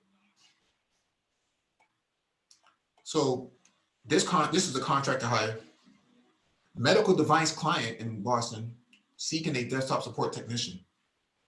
There's a whole lot of medical device clients or companies here, so keep that in mind. Tasks can include installing and configuring computer systems, diagnosing hardware, software faults, and solving technical problems either over the phone or face to face. So that's definitely a hands-on role. Face to face means you're gonna have to get out on the floor, talk to somebody. Most importantly, as businesses cannot afford to be without the whole system or individual workstation for more than the minimum time taken to repair or replace them. Your technical support is vital to the ongoing operational efficiency of the company. So this is about business continuity. As technical support, you may also be known as as a help desk operator, technician, or maintenance engineer. So that's what I was just talking about with you earlier. That different organizations try to finagle different sort of terms. So you may be known as a help desk operator, technician, or maintenance engineer. At the end of the day, it's still IT. You're still IT professional. And instead of just really narrowing it down, they throw all these terms out there, and it kind of confuses people as well. You could work for software or equipment suppliers providing after-sales support, or companies that specialize in providing IT maintenance and support. Alternatively, you may work in-house supporting the rest of the business with their ongoing IT requirements. So sometimes they may draft up a proposal to work on something like a statement of work, an SOW, and you may be asked to fulfill some knowledge on what it is that they're looking for. For example, is the new AMD processors better than Intel? And if so, by how much? And so on and so forth, right? So it's up to you that you may be asked to come in and actually do some of the testing on that, on whether or not the AMD processor is actually compatible with their software. Back in the day, that was a problem. Like back in the early 2000s, back in the late 90s, some of your AMD processors may have not functioned as well because they didn't have what they call SSE extensions or instructions. SSE2, SSE3 applications that are designed around that tend to perform better. And because that works on Intel, but not on AMD so much, you tend to run into some performance issues. But I don't think that's so much the case as of recent. So some tasks may be involved and include working with customers' employees to identify computer problems and advising on the solution, logging and keeping records of customer employee queries. So they talk about help desk ticketing system, analyzing call logs so you can spot common trends and underlying problems. They'll look at the volume of some of the incoming requests and can see that there may be something that can correlate to a known issue. Updating self-help documents so customers, employees can try to fix problems themselves. So basically, you're creating a frequently asked question or a fact with some instructions behind it. So you may be asked to, take some screenshots of some of these incidents that you're working on, and then create a document out of that, and then post that on to like a internal Wikipedia for the organization. Usually they use SharePoint for that very reason. Working with field engineers to visit customer employees if the problem is more serious. So sometimes a field engineer is sent out and to different buildings or different facilities to work on something. And if they get stuck, then you may be called in to actually help troubleshoot the issue with them. So you may be an escalation point for that field person. Testing and fixing faulty equipment. There's a lot of physical hands-on. So learn how to turn a screwdriver, learn how to use a soldering iron, learn how to use a digital multimeter, things of that nature. Windows 7 to Windows 10 support. So they're asking for you to support Windows 7, Windows 8, 8.1, Windows 10 as a part of your software support or operating system support.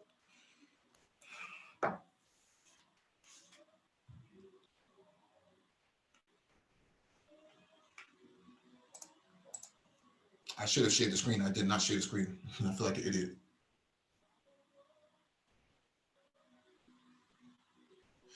Mr. Napalm 313 says, ask, how can you avoid the infamous help desk burnout? You move at pace. So if help desk burnout happens when there's too many when you're under supported or understaffed. So you may get 100 tickets or something. You may get 20 to 25 tickets in a day, and there's not enough time in the day. You may one ticket can take anywhere between 5 minutes to an hour to resolve. If you got 20 to 25 tickets, man, in a day, man, that means you're understaffed, and that's where burnout happens. And in order to help curb burnout, you got to set your priorities as to what's really a priority versus what's not. Don't get caught up trying to resolve every single issue right then and there. I usually spend an hour on a ticket before I hand it off to someone that may be more knowledgeable about it, or I may put the ticket in a suspended state and move on to another one. That's how I typically would have done it.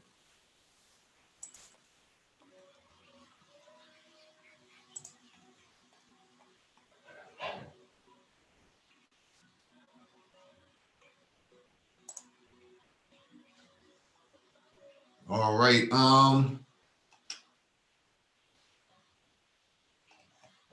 Let me go into let me drop this link.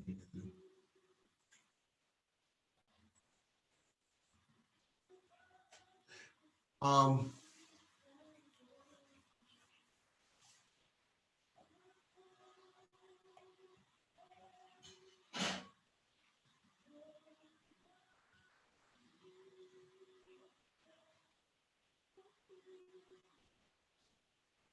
so self-study strategies. Here's how I typically would have done it in my younger years.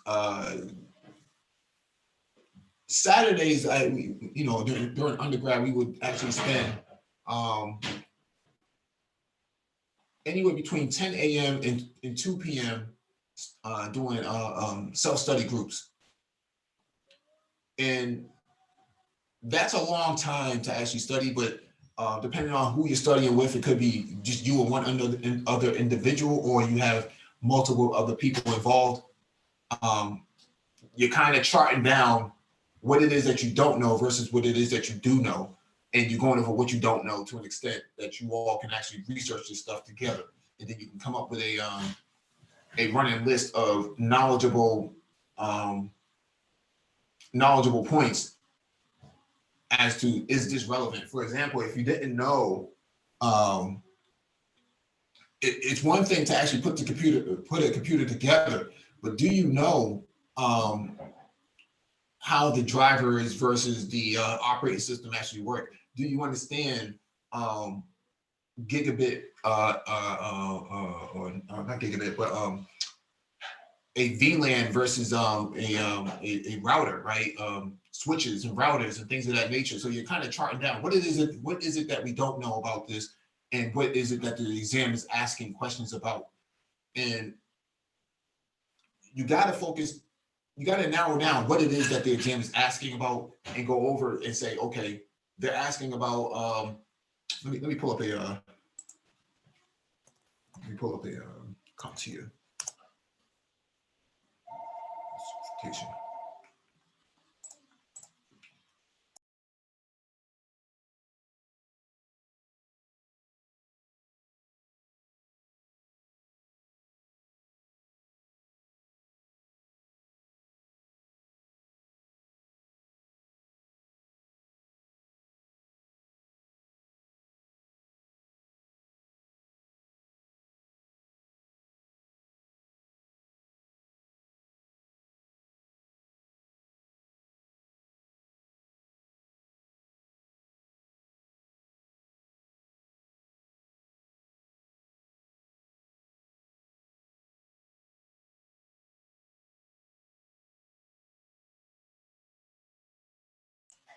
All right.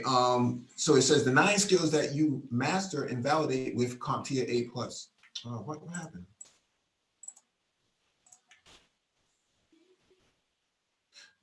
9 skills that you master and validate with CompTIA 8+. Hardware, identifying users, connecting hardware components and devices.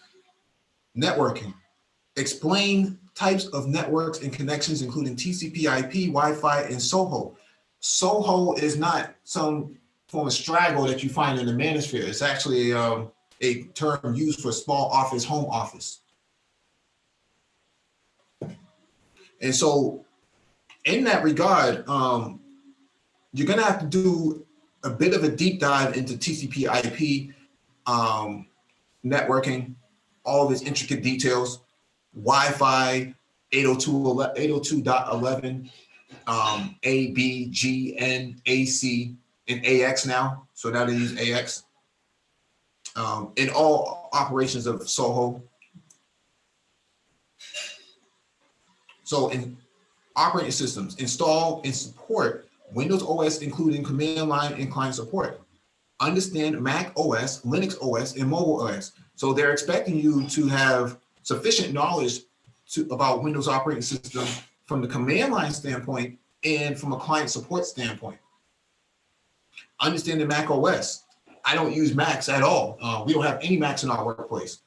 We have, I think, maybe one Mac, and that's a BYOD. And no one really understands what that person does with it. And then Linux. How much do you know about Linux? Do you understand that, what CD stands for, change directory? Root being the system, the total admin of the system. Mobile OS, so they're talking about Android support, iOS support. This was never the case a few years ago, but now they've included it on the CompTIA A+ certification. So that's the type of thing that they're going to be asking for. Virtualization and cloud computing. This is on the A+. This is not, a separate certification. This is on the A+. Compare and contrast cloud computing concepts and set up client-side virtualization. Client-side virtualization, VMware, Citrix, Hyper-V. That's what they're talking about. This is the new A+ certification. Compare and contrast cloud computing concepts. IaaS, infrastructure as a service. PaaS, platform as a service. SaaS, software as a service. You got to compare and contrast the computing concepts for cloud computing of the terms I just mentioned.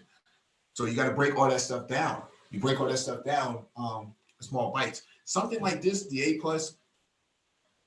usually takes about 4 Saturdays to really narrow down if you have never taken any other certification before. I always tell people spend at least 90 minutes a day reading. And I do 90 minutes a day reading just when I do articles, right, with you guys. When I do these live streams, we're reading these articles and we're connecting a lot of that information that's within the article to what's, to your job role or to the cultural aspect of Black people, right? So we're doing study time when we do these live streams, but we're also filling our heads with some knowledge outside of the technical. Operational procedures, follow best practices for safety, environmental impacts, and communication and professionalism. So this is all business operations 101. Follow best practices for safety, environmental impacts, and communication and professionalism. So here's the deal. If you can pass this A+ with flying colors, then you can do your job. There's no excuse as to why you would not be able to do your job when you pass the A+. So any of the jobs that we talked about earlier, we went over minutes ago, the A+ covers all of what they're talking about, all of it. Operating systems, troubleshooting, networking, operational procedures, security, cloud computing, software troubleshooting. So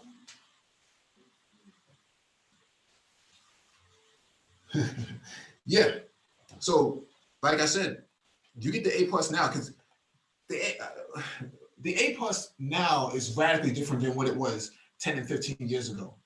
When I took it, they didn't ask any of these questions. and I passed it on the first try. But the problem there is that so many companies are taking on so many technologies that have emerged in the last couple of years that they had to update it to reflect that. And so it says jobs that use A plus, service desk analyst, help desk tech, technical support specialist, field service technician, associate network engineer, system support specialist, help desk technician, end user computing technician. This is a term that most financial organizations will use, EUC, end user computing. Desktop support admin, basically a sysadmin that works on the desktop. Data support technician. Never heard of that term, and I don't know what exactly it does.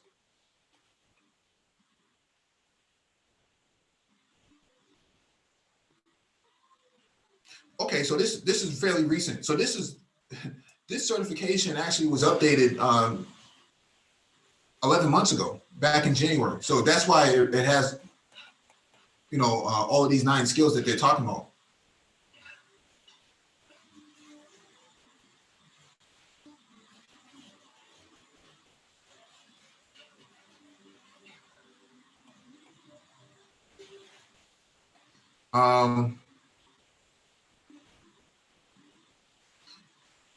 So what are they saying for renewal? Oh, so you need at least 20 CEUs needed for renewal. How do you go about getting 20 CEUs? There are different webinars and whatnot that you can go on to that CompTIA may send you, where you can sit for an hour, you get 1 CEU per hour.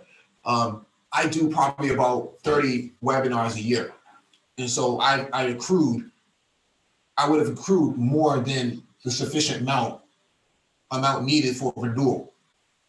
You can also renew by going to another certification. So they say you need 20, but let's go to the Network Plus.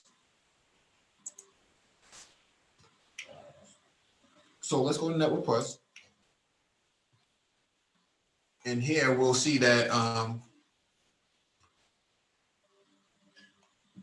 the Network Plus would actually provide you with 30.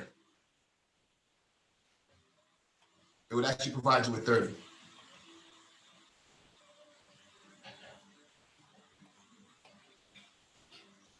So you can update your CompTIA A Plus with the Network Plus next go around. I always recommend, at least a few months gap of time before going to another certification. I know some guys would jump 1 week after passing the A Plus, and then next week they go past the Network Plus. Some guys are just like that. Some people are just like that. They got that stamina to really go in there.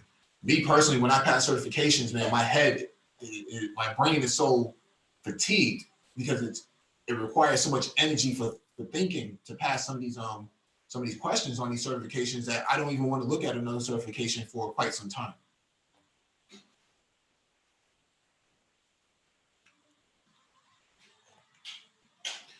And so you need 30 to maintain the Network Plus. So in this regard, what would be the next step up? Well, let's look at something like Cloud Plus.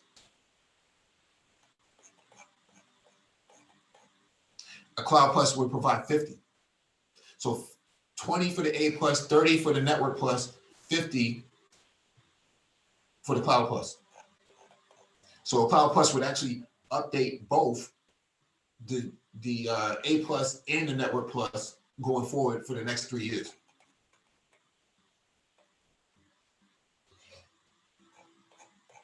Okay. One certification that does not need to be updated is actually the Server Plus. And it says Server Plus is good for life. So you get the Server Plus, it would actually provide you with at least 45 CEUs or 40 CEUs. That's actually sufficient amount to update either the Network Plus or the A Plus.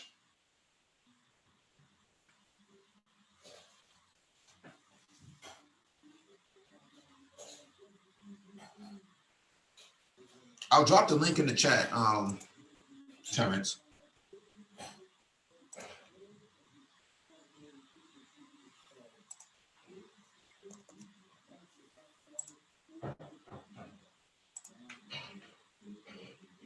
I usually study alone, but I've studied in groups before.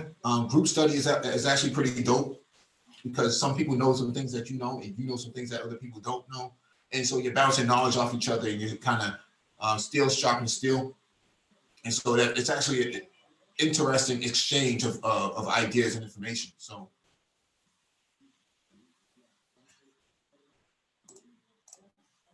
AV or Dion, do you have any questions? No, I don't got any pertaining to this. Okay. I had one. I was just looking for one moment. Okay.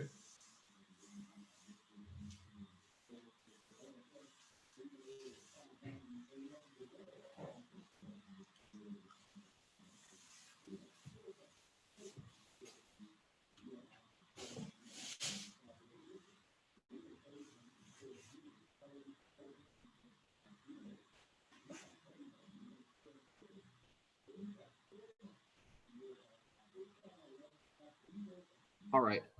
So when I was speaking with you, you were saying that a Tableau desktop certification or Google Professional Data Engineer cert. Which one do you have any suggestions on which I should do first, or just Tableau. based off? Say it again. A Tableau. Tableau, because you've already had experience with Tableau. I don't know what your experience is with GCP, which is a Google Cloud Computing. Okay. Or Google Cloud Platform. So I told you about the Google Data Engineer because a lot of companies are starting to move to Google for cloud computing. And so because of that, a certified data engineer, a Google data engineer, would actually be beneficial going forward, right? You're the only Black man out there with a Google Cloud cert based on engineering, the data engineering aspect. Mm-hmm. And so that puts you in a very strong position. Even if the company doesn't use Google, the fact that you have a in-depth understanding of that platform may persuade them to say, well, can you help us out in that area? So now you become the subject matter expert. And so now you can command bigger bucks. Okay. Yeah, because I'm trying to get an understanding. Also, you said about the bigger bucks. Like as far as when I get the certification for Tableau, how much more would that, I guess, command for a salary? You'll probably get 1% to 2% more. But what happens here is when they do their scouring on LinkedIn, they look for someone who knows Tableau. Not only have you used Tableau, but you've also been certified in it. That's to them. That's what's going to determine whether or not they bring you in for interview or not. Okay. Because a lot of people have used Tableau. Everybody could throw Tableau on their resume, but who's really certified in this? Right. Okay. So, yeah. So that's the deal. So especially with your resume, you got a great resume. So SQL, that all that SQL experience. Josh is in the chat. He's a SQL guy himself. He's a DBA, so he could probably speak to a lot of what we're talking about. Let me see if he's going to get on the panel or not. I don't see if Josh is going to get on. Nagone has Rex for DBAs and stuff like that in New York. Okay. That pay buku bucks, nothing less than 100 G's. That'd definitely be nice. Let me see. I think that's all I have for right now, though.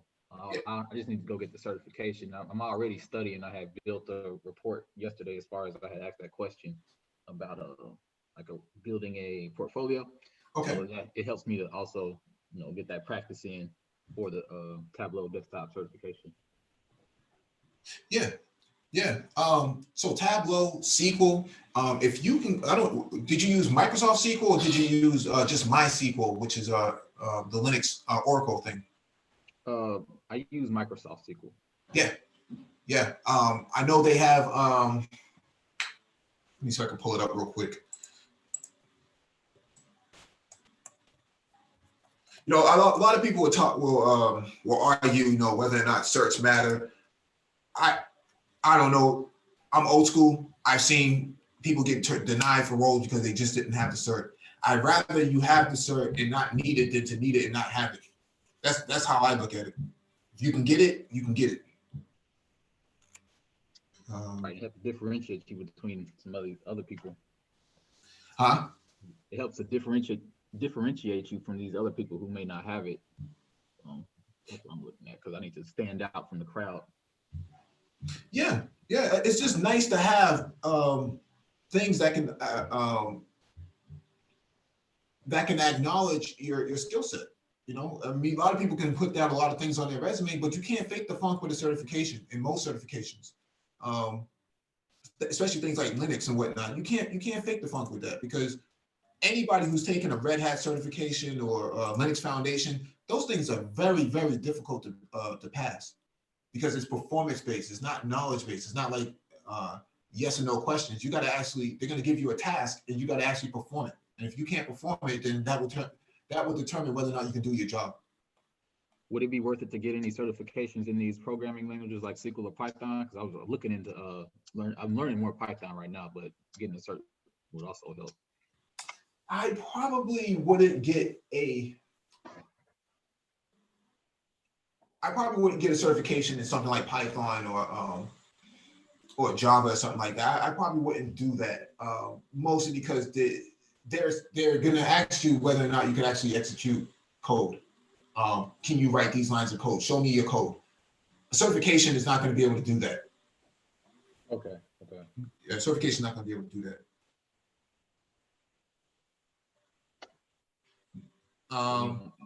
SQL for data science. So any of these EDX programs, not programs, the quick courses. Yeah, these courses actually will go to your LinkedIn when you finish. So that actually helps boost your credibility in that area, because when the recruiters are looking at your resume, they can see that, oh, well, AV actually completed about several courses on EDX in the last 6 weeks. That's pretty good stuff. You know, they like to see a lot of merit on your resume. They can actually approve of that, right? Because it's verifiable. They can go to EDX and see that you've actually passed all of this type of stuff. Do you need to buy a certificate to get it on your LinkedIn, or that just automatically after you finish it? I think you got to pay for it if you wanted to go to your LinkedIn. It's free if you just want to take the course, but if you want to add it to your LinkedIn, you got to pay the $100 or something like that.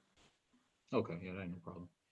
Yeah, and plus that's going to come back. $100 will probably get you an extra $2,000 to $3,000 in salary boost, right? To me, that's cheap money. You made your return on investment easy. That's worth it. Definitely. Yeah. Let's see. Okay. Yeah, I'm going ahead and sign up for some of those then, because I was looking at them too. I was just debating on whether or not I want to go with Coursera. I saw that Udemy had some courses that was on sale yesterday, but I was like, I need to go to free route if at all possible. But I think the EDX, I just have fork over that little $100 for these specified courses. Call it a day. Yeah, you can't go wrong with. I mean, everybody uses EDX because it's just such a verifiable platform. LinkedIn does have some programs as well. I'm not sure if you have to be a paid member of LinkedIn to actually leverage those courses, but they do have them. They have similar courses, and it shows up when you finish those courses. It actually shows up that you've completed it, and other people who would actually see it wouldn't have to actually question it. So something like a data science certificate like this.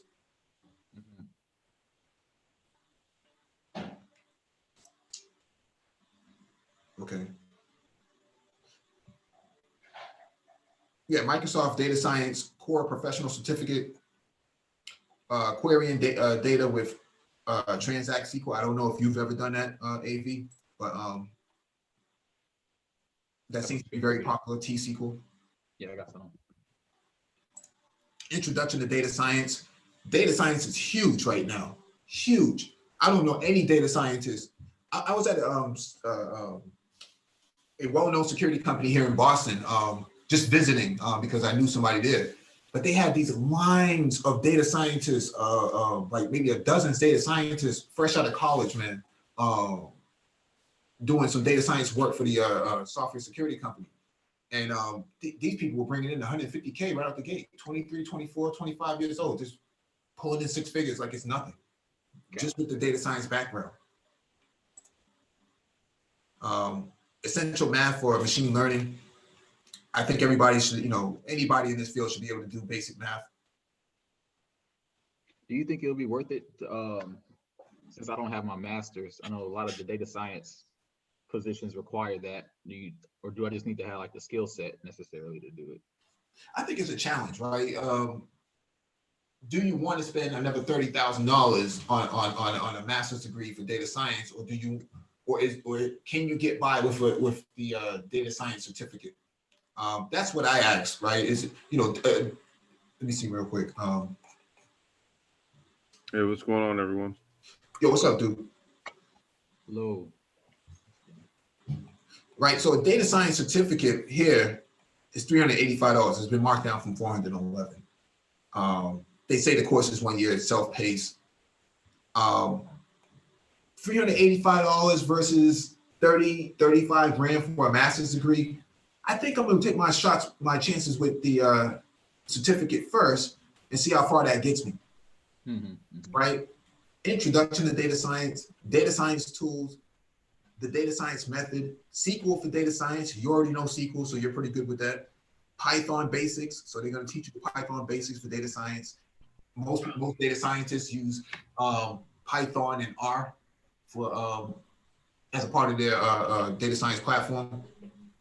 Analyzing data with Python, visualizing data with Python. So that means you're going to be using something like Tableau. Right. That's what Data visualization. Machine learning with Python. So that puts you in a very strong position for machine learning, ML with Python. Just an introduction. Data science and machine learning capstone. So this is similar to a master's degree without actually having a master's degree, but it comes from IBM.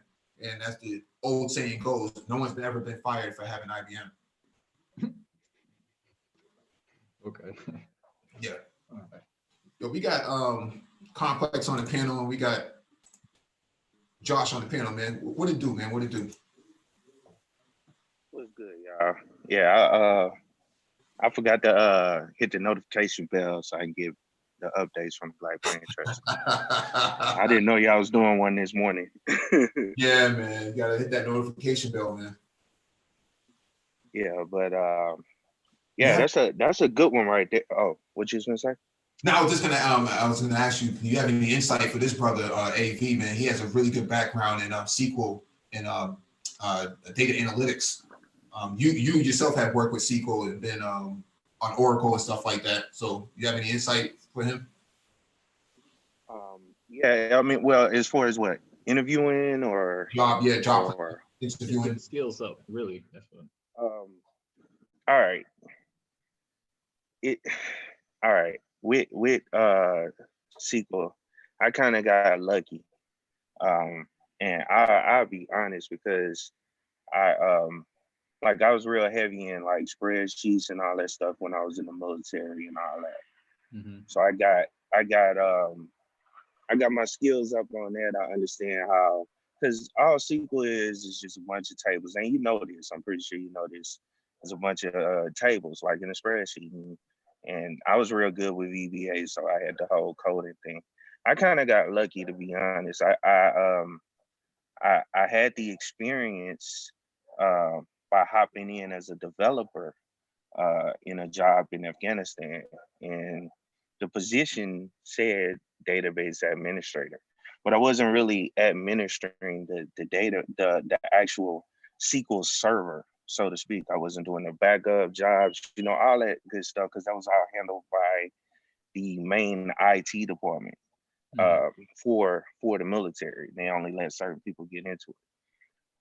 I was doing mostly the development side. And so I went through and I took a whole bunch of courses on SQL after I got back, because the way companies look at your resume, I had years of experience as a network administrator before I even got into that development role, database administrative role.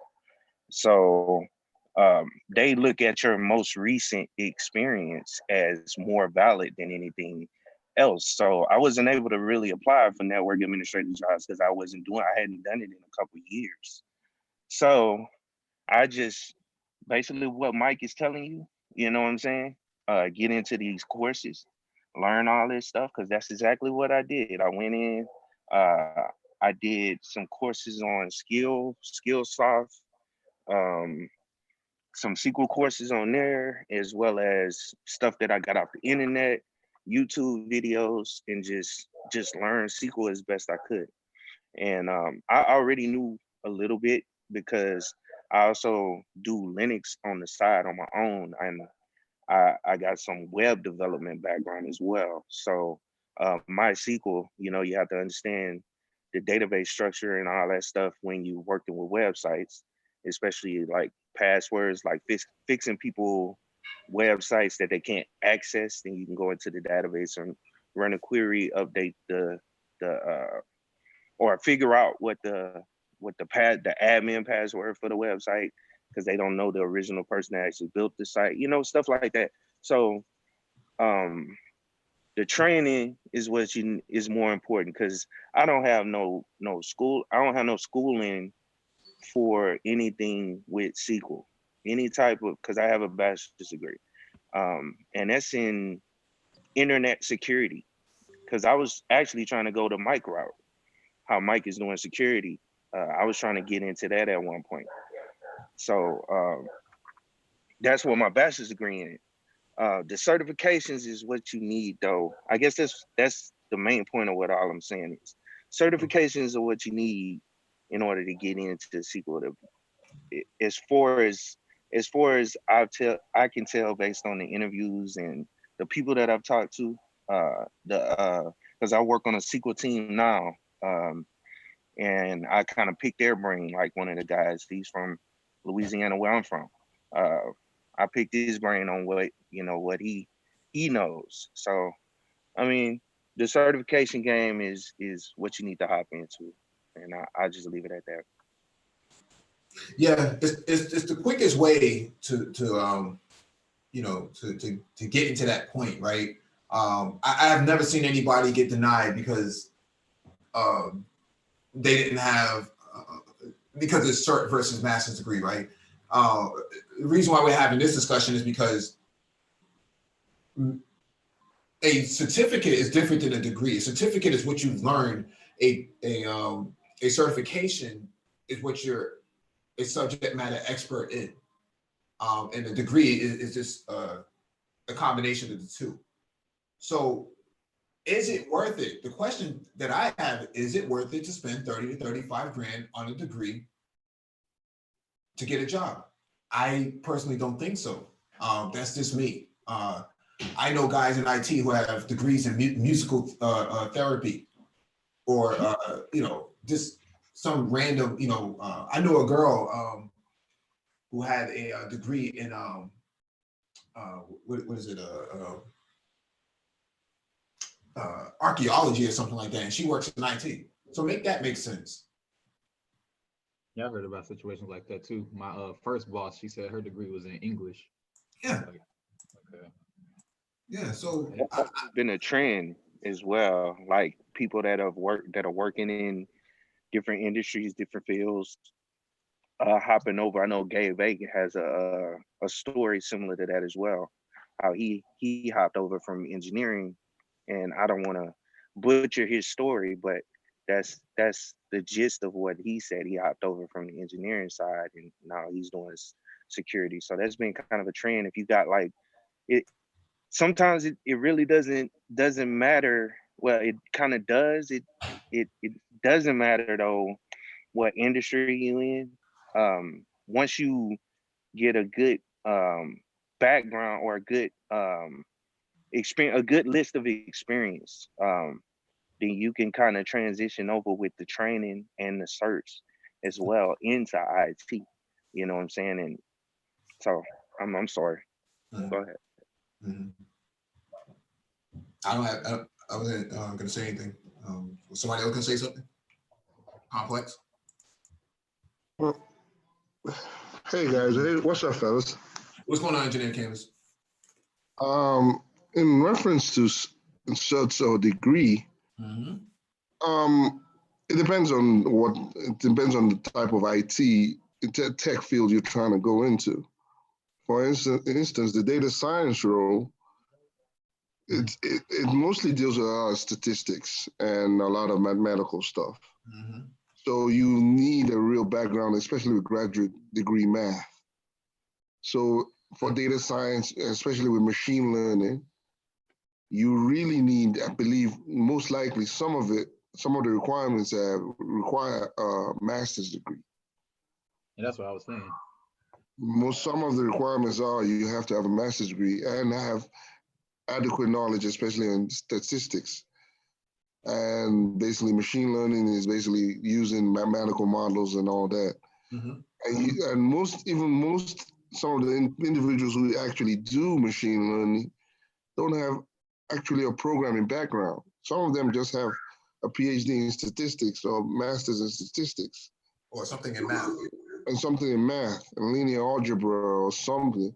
Mm-hmm. And they basically, even in physics, and then they go into the role and pick up programming like Python. Mm-hmm. And then basically your understanding of data science, especially, is just knowing the mathematics of it. Mm-hmm. And using the programming to just basically write code using code to basically make predictive outcomes. But most likely you need that background in mathematics, and you need to understand if you're talking about Bayes' law or something, you need to understand what's going on and how to put that in play. So that's my own out. But not all tech needs a degree, but certainly some high level applications like machine learning. Mm-hmm. I won't say blockchain, but machine learning especially requires at least understanding of statistics. Mm-hmm. Okay. Well, I mean, I could kind of push back on that a little bit, and the reason I say that because if at the end of the day, if you already working for, let's say you work for a company as a database administrator, I mean, I know some people like, for instance, when I was working for a company back in Texas, um, they just transitioned the position of a database administrator, which was the guy that was above me, and they just changed his title to a database scientist. So if you have that database background, then you can hop into the data sciences. You just have to do the training. You don't have to have statistics as far as I've seen, you know what I'm saying, to actually get into those roles. You have to have a good understanding of how to manage databases. And then the mathematical part will come. You see what I'm saying? You don't have to focus fully on getting some master's degree where you got statistics and all this math in the back end, because I don't have it. You know what I'm saying? And I know now I'm applying for uh, some data scientist roles because I have a great understanding of uh, SQL now. You know, now that I've been in a role and I have the experience on my resume, they look at, in my opinion, they look at your background or experience. They take that into effect more, in my opinion, slightly more than you having a master's degree with a lot of that math in it. I mean, I it's wanted good to know, but I mean that's just my opinion. Okay. Well, based on what I've seen. Well, I wanted to chime in on that point actually, because I'm a former human resources manager, right? Like I ran recruiting departments and stuff. So I'll tell you from a human resources standpoint, like, okay, so there's a government mandated reason, or like a state employment mandated reason as to why so many jobs have to require certain types of degrees, right? Then it justifies colleges having, you know, education programs for masters and this and this and that and such and such. Okay. Now, and from a recruiting standpoint, though, okay, just because my job has a requisition that says require master's degree, typically there's also or BA plus equivalent, you know, experience or something rather, right? There's always going to be a caveat there, because the fact of the matter is that somebody who doesn't have a master's but has work experience doing it is far more skilled and far more seasoned than somebody coming out of college with a master's degree, right? The person coming out of college with a master's degree really isn't any different than somebody coming out of college with a bachelor's, when you really think about it. Okay, but a person who either got a bachelor's and then got a job and then stayed with the company for maybe like 4 or 5 years and did maybe like 2 or 3 different roles. Each role was like an up, you know, it wasn't a vertical, it was more like a horizontal move each time, and acquired experience doing different things. You see, so in the interview process, I'm going to dig into what you did, right? Because there may have been like some of the things that we might actually be looking for, the crucial things you probably did, but don't even realize you did it. So in the interview process, even from a recruiting standpoint, we have certain type of questions that we ask to extrapolate certain type of information out of you. You know, was there ever a time when, you know, you had to like lead a team? Now, I'm not asking you, do you have management experience? I'm asking you, have you ever led a team?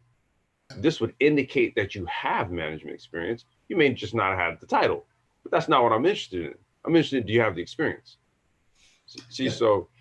Yeah, I just want to chime in on that real quick, because that's what they look at for men. Whether or not you have kids or you don't have kids, can you manage a family? If you can manage a family, you can probably manage a team. That's what they look at. Yeah. Yeah. You know, I agree with that. I'm saying the experience overshadows basically a degree, but I'm saying if you have a degree and the experience, that's a very, very reliable skill to have. it is, but I'll tell you like this: if you have a certification and then again you have work experience, dude, I'm really gonna more look. I'm gonna be like, all right, you have the requirements, because see, it's not really it's not oftentimes it's not about the requirements, it's about the intangibles. Mm-hmm. Does what okay for the salary that I'm going to pay this candidate, Mm-hmm. right? Does this person is he just going to be a person that comes in and he's just going to take the money and then just do the job and then maybe skip out when the next opportunity arises? Or is this somebody where we could look at and say, okay, well, look, this guy could be an asset to us. We bring him in as this, but hell, we see down the road we're going to need somebody with the experience and the skills with this person has, and we may want to groom him into something like this. Yep. You see, they look to invest in employees. Mm-hmm. So there's a lot of, as long as you check the boxes in terms of, like, for me anyway, as a recruiter, as long as you check the requirement boxes in terms of like either degrees or equivalent work experience. Mm-hmm. What I'm saying is the certifications puts a stamp on your work experience. Yep. That's what a certification does. Mm-hmm. It puts a stamp on your work experience. It doesn't, it's not, I wouldn't look at it as the same way that you would look at a degree as, but what I look at as a certification is just that it certifies your work experience. Yeah, definitely. Let me bring this other person in, and then we'll go over this data scientist role here for AT&T. The data scientist will will collaborate with team members, both to build out specific projects and to continuously teach and learn new technology and techniques. Apply deep, creative, rigorous thinking to solve broad technical and or business problems. Communicate findings and solutions clearly to a variety of audiences, e.g. Writing clear, comprehensive specs for engineers or explaining algorithmic concepts to product managers. Work independently with minimal supervision, but high accountability principal responsibilities. So what are the qualifications? If you look at some of the responsibilities, so design and implement tools for continuous improvement and automation, that's a DevOps sort of strategy. Continuous learn and share trends in the TV advertising landscape for model improvements, more DevOps. Create analysis measuring performance key point indicators for stages of the advertising schedule lifecycle. Execute experiments comparing various viewing methodologies to inform best practices for clients. Brainstorm potential methodologies based on product requirements. Create programs that implement methodologies. So develop tools for processing and cleaning data. I don't know. It sounds to me like maybe 1/3 of this is what you do or what you have done, AV, and keep it techie in terms of like databases or messing with data, dealing with data. But here it says a BS degree in statistics, mathematics, or computer science or related field. Good applied statistics skills such as statistical testing, regression, understanding of machine learning techniques and algorithms, a plus. Not necessary, but a plus. Maybe they meant A plus. So go get your A plus certification and then show up to the interview. Experience with at least one programming language. So Python, R, Go, SAS. We talked about Python and R earlier. That IBM certificate actually goes over that. Experience using SQL preferred. So SQL is really big here. You know, AV, you have a great background with SQL, so you're already one step in. Experience working with and creating data architectures, a plus. So I think you've worked a little bit with data architectures. I don't know how much. I got a little bit. Yep, willingness and ability to learn new techniques. That's a given.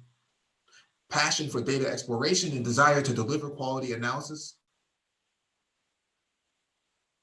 Strong verbal and written communication skills. So I think this is actually a doable role. They're not saying anything about a master's degree. This is AT&T, right? Mm-hmm. This one looks like more of a data analyst. Since they didn't require, if you look at it, one of the qualifications, you even read it out, it's machine learning techniques and algorithms are plus. So it's not a definite requirement, but it's more of like a data analyst role, because most of my data scientist role, some of it requires a machine learning using logistic algorithms and all that. But that's you can learn, right? You can learn that. Yeah, no, you can learn linear regression, logistic algorithms, clustering, all that. You can learn that. That's given. You can do that. It's not difficult. Mm-hmm. But you still need to understand statistics. You still need to understand bell curve. You still need to understand a little bit of statistics, but it's doable.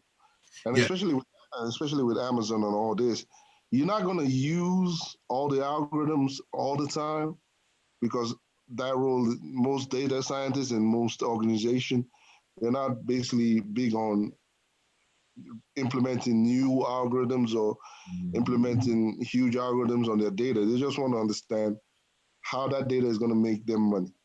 Mm-hmm. And your goal is to take that data, use feature engineering, Mm-hmm. come up with something that's going to basically make them profit. Yep. And the biggest part of it is communication. You need to know how to communicate.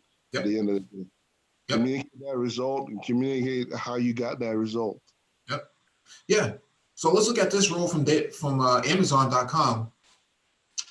Data scientist role. I'm not too far away from that facility in Cambridge. Master's degree in a relevant field. 3+ years experience with various data analysis and visualization tools. Experience in Python or another scripting language, command line usage. Experience with statistical modeling, machine learning, and parameters that affect their performance. So it looks like they're trying to build out their Alexa platform and Amazon Echo. Interesting. Yeah, this looks like a research, more of a research data scientist role. Yep. I'm gonna basically apply new algorithms and see how it works. I'm gonna research new ways and new processes. So Mhm. this more like they said, look at it and looking at it, you can see a PhDs in a relevant field is also a plus. Yeah, that's what I was saying earlier, that I went to the software security company here in Boston, and they just doing the tour with them. And they had a line of PhDs, young PhDs on the floor doing work for them, which is pretty interesting. I've never seen that many PhDs in one section before. So it says, as a data scientist in our applied modeling team, you will be responsible for data-driven improvements to our machine learning models. Your work will directly impact our customers in the form of products and services that make use of speech and language technology. You will ensure data quality throughout all stages of collection, acquisition, annotation, and processing, including such areas as data sourcing, collection, ground truth generation, normalization, transformation, clean, analyze, and select data to achieve goals.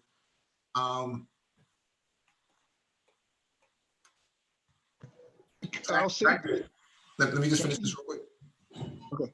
Yeah, track record of diving into data to discover hidden patterns of conducting error, deviation, and analysis. Engineering candidates would be right that they do look for a master's degree, but that doesn't necessarily mean that all other roles are going to be saying the same exact thing. We can go to this next role right here. And it pretty much says the same thing that we were looking at for AT&T. It's almost one for one. I think there's a go-to template for data scientists or data architects. I work with a lot of data architects at work, and or at least the person who interviewed me was a data architect, and he does not have any of this background. I mean, his background is in like Chia Pets or something like that, managing them. But a lot of what we just read from the AT&T role is the same thing here. Yeah, you're right. But I'll say this. Data scientists, being a data scientist, and it can be learned. It's not difficult. It's you just need to learn statistics and all that. It's not difficult at all. And why it's important is basically like I just started getting into blockchain, and blockchain is basically trying to secure data in chains and block and basically secure it. Now the next part of it after securing is knowing what to do with the data, and that's what machine learning is. Knowing what to do and how to basically use the data itself. So in terms of machine learning and everything, data science, it's you can learn it. It's not difficult to learn with a cert or with a BS degree or anything. But what I'm saying is most companies looking for certain roles, especially if you're looking for a research data scientist, they look for a master's or a PhD.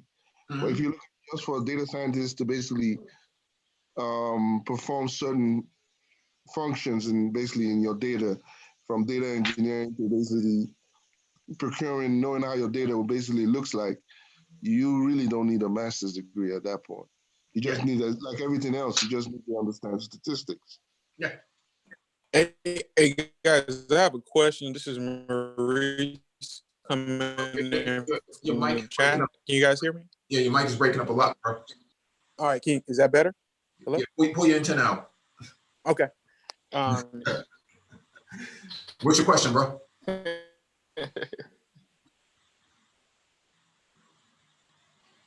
Is he with us? Did he drop off?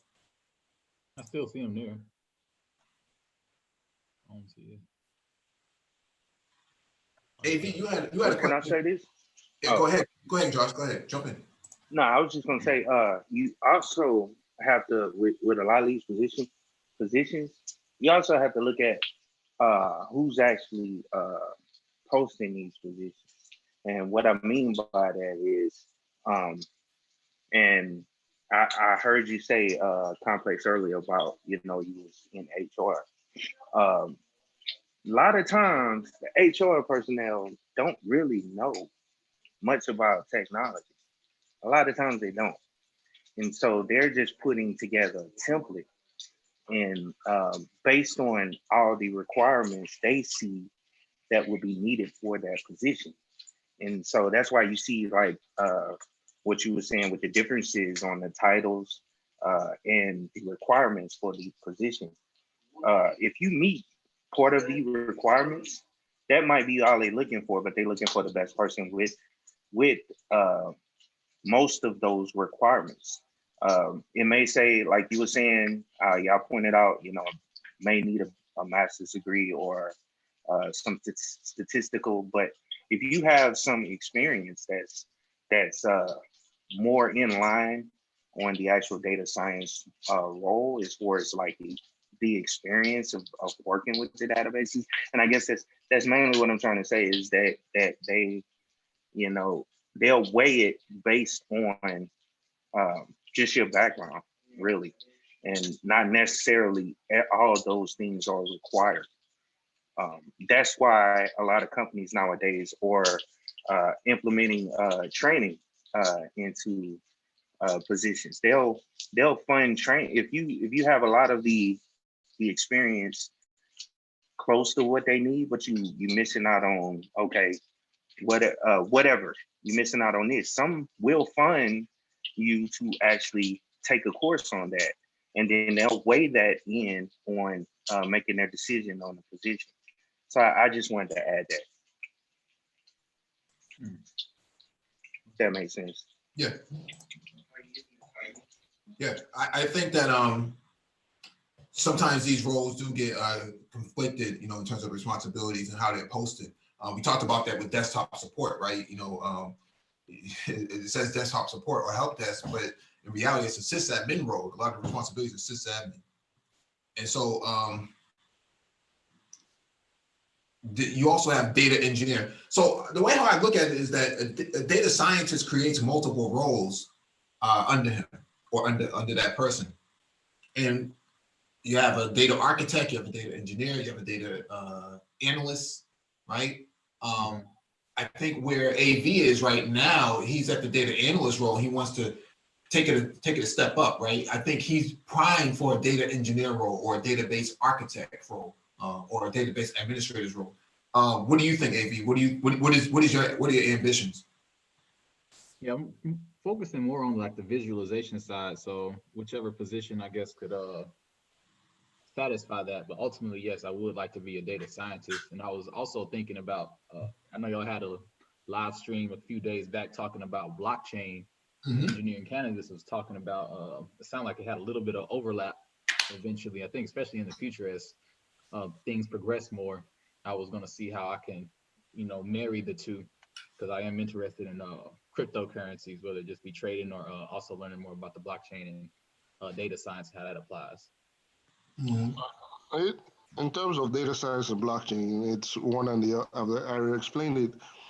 I'm learning blockchain right now. I'm learning how to basically utilize blockchain in different avenues. I'm learning it in Python currently. And what I'm seeing is there's a lot of remarkable things you can do. I've looked at it in terms of cannabis industry, how you can use it in terms of regulating quality control. In terms of with the problems with contamination, you can now use that as an avenue for quality control. And also in terms of using that and machine learning, they go hand in hand. Again, in blockchain, you're protecting data and you're using a hash or a key to protect that data and basically formulate a chain. Now, the goal is after you have that data, what are you going to do with the data itself? And that's where machine learning comes in and data science and all that. You take that data and basically make decisions with the data using machine learning and AI and deep learning to basically use that data from the blockchain to do important things.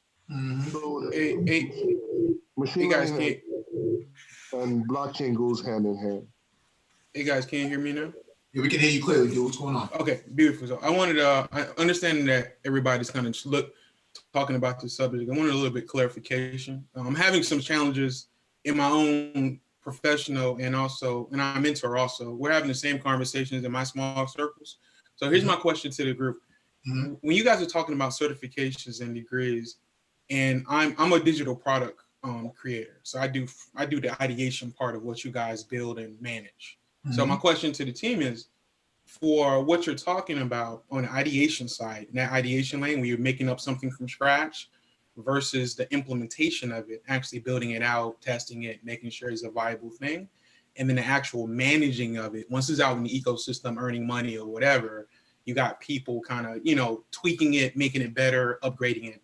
So I'm listening to the conversation, and I agree with a portion of it. When it comes to that operations piece, I think having somebody with certifications and knowledge of what the tool does and have that experience to kind of tweak, upgrade, modify, improve, I don't think you need a degree in. But what the challenge that I'm currently having in the circle I'm in now, a lot of people who are trying to go into that ideation lane, the lane of creation, they don't have the raw skill sets to ideate or create when it comes to making something from scratch, or be able to leverage something brand new and apply it to a business model, or try to walk into an organization and augment or modify what they're usually doing into something brand new. There's pieces missing when folk are just coming into that ideation lane with a certification. Now, I think they do fine sometimes if their support when it comes to the implementation of it, or when it's out there in the ecosystem and you have to manage it and make it better. I think certifications I think walking into that lane, it works better. But when it comes to that blueprint part of everything, I think the challenges I'm having with a lot of my mentees, and I'm on a visual UX front-end development side, the folk who don't have that, say, graphic design background, they really struggle finding jobs in ideation, really struggle. But when it comes to management and maintenance, they're fine. But they don't have the experience, or I guess theory, whatever you want to call it, but they can't jump into a pot and make something from scratch based off a current market condition to enter a marketplace. Right. So I don't. Right. So you're saying there's a difference between a sous chef and somebody who flips burgers. Yeah, I get that, man. Yeah. And that's what STEM schools do, right? They kind of cultivate their people to be a certain type of way so that they can actually function on that level. So you're right about that.